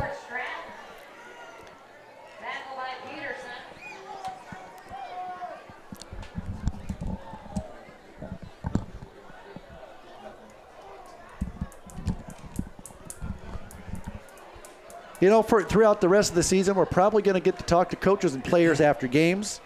But tonight, it's been a long night. There was a game beforehand, a wonderful ceremony as we've talked, made reference to many, many times for Coach Pedersen. You get the opportunity, hear it for West Branch fans, get down here and check out that. Get your picture taken with Coach, his statue up there in the northwest corner. But we're going to go ahead and we'll just do a post-game wrap-up. Quick post-game wrap-up and let everybody that might still be watching and listening have the opportunity to we'll thank you and hopefully see you next week. And brand new, we want to thank everybody.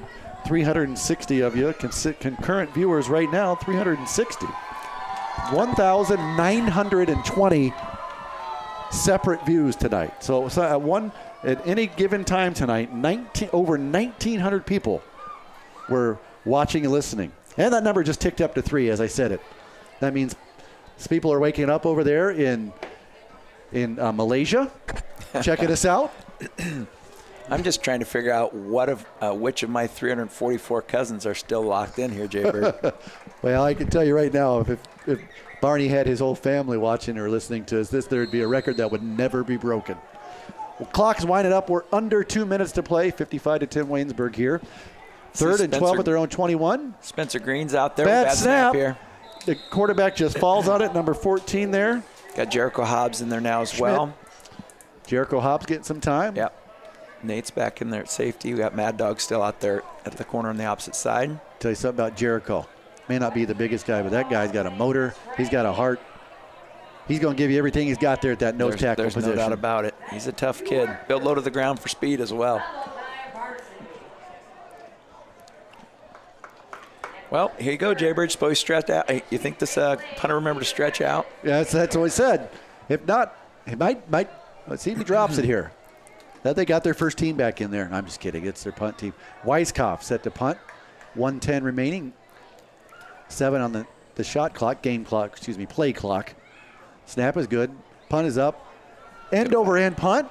Going to take a nice bounce. Yeah. Connor's just going to let it go. No need to return there. Just let the clock run. And to be honest, we have a lot of the same reserves still out there, so I don't know how well they would be blocking out any kind of a return. Yeah. So it's a smart play by Connor. Just let that one. The clock is running.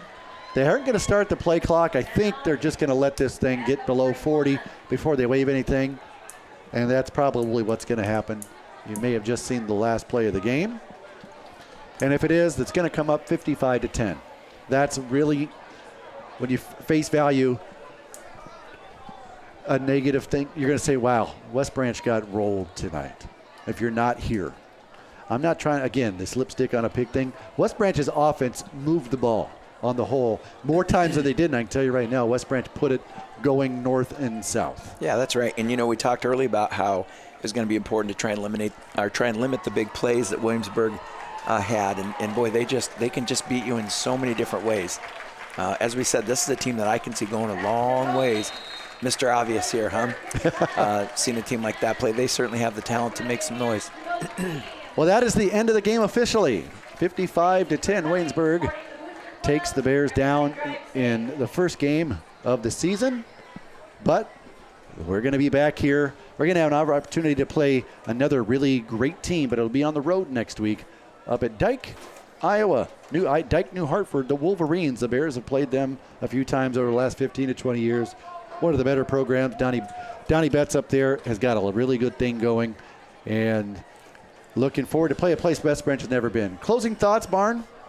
Obviously you're going to look at this and you're going to look at the scoreboard and be disappointed, but there are a lot of good things that our coaches are going to find in this film. And, the staff we have here, I've been fortunate to coach alongside of a lot of these guys, had the privilege of coaching several of them when they were in school, and I know what kind of guys they are. They're going to be going to work tonight, and there's not a staff in the state of Iowa that's going to work harder than these guys. And I know Coach Nestor, I'm sure he's disappointed, but it's a bright future. Things are going to get better. You got to see where you're at after that first game. We'll go from here. But as I said earlier, keep the faith because this staff's going to get it done.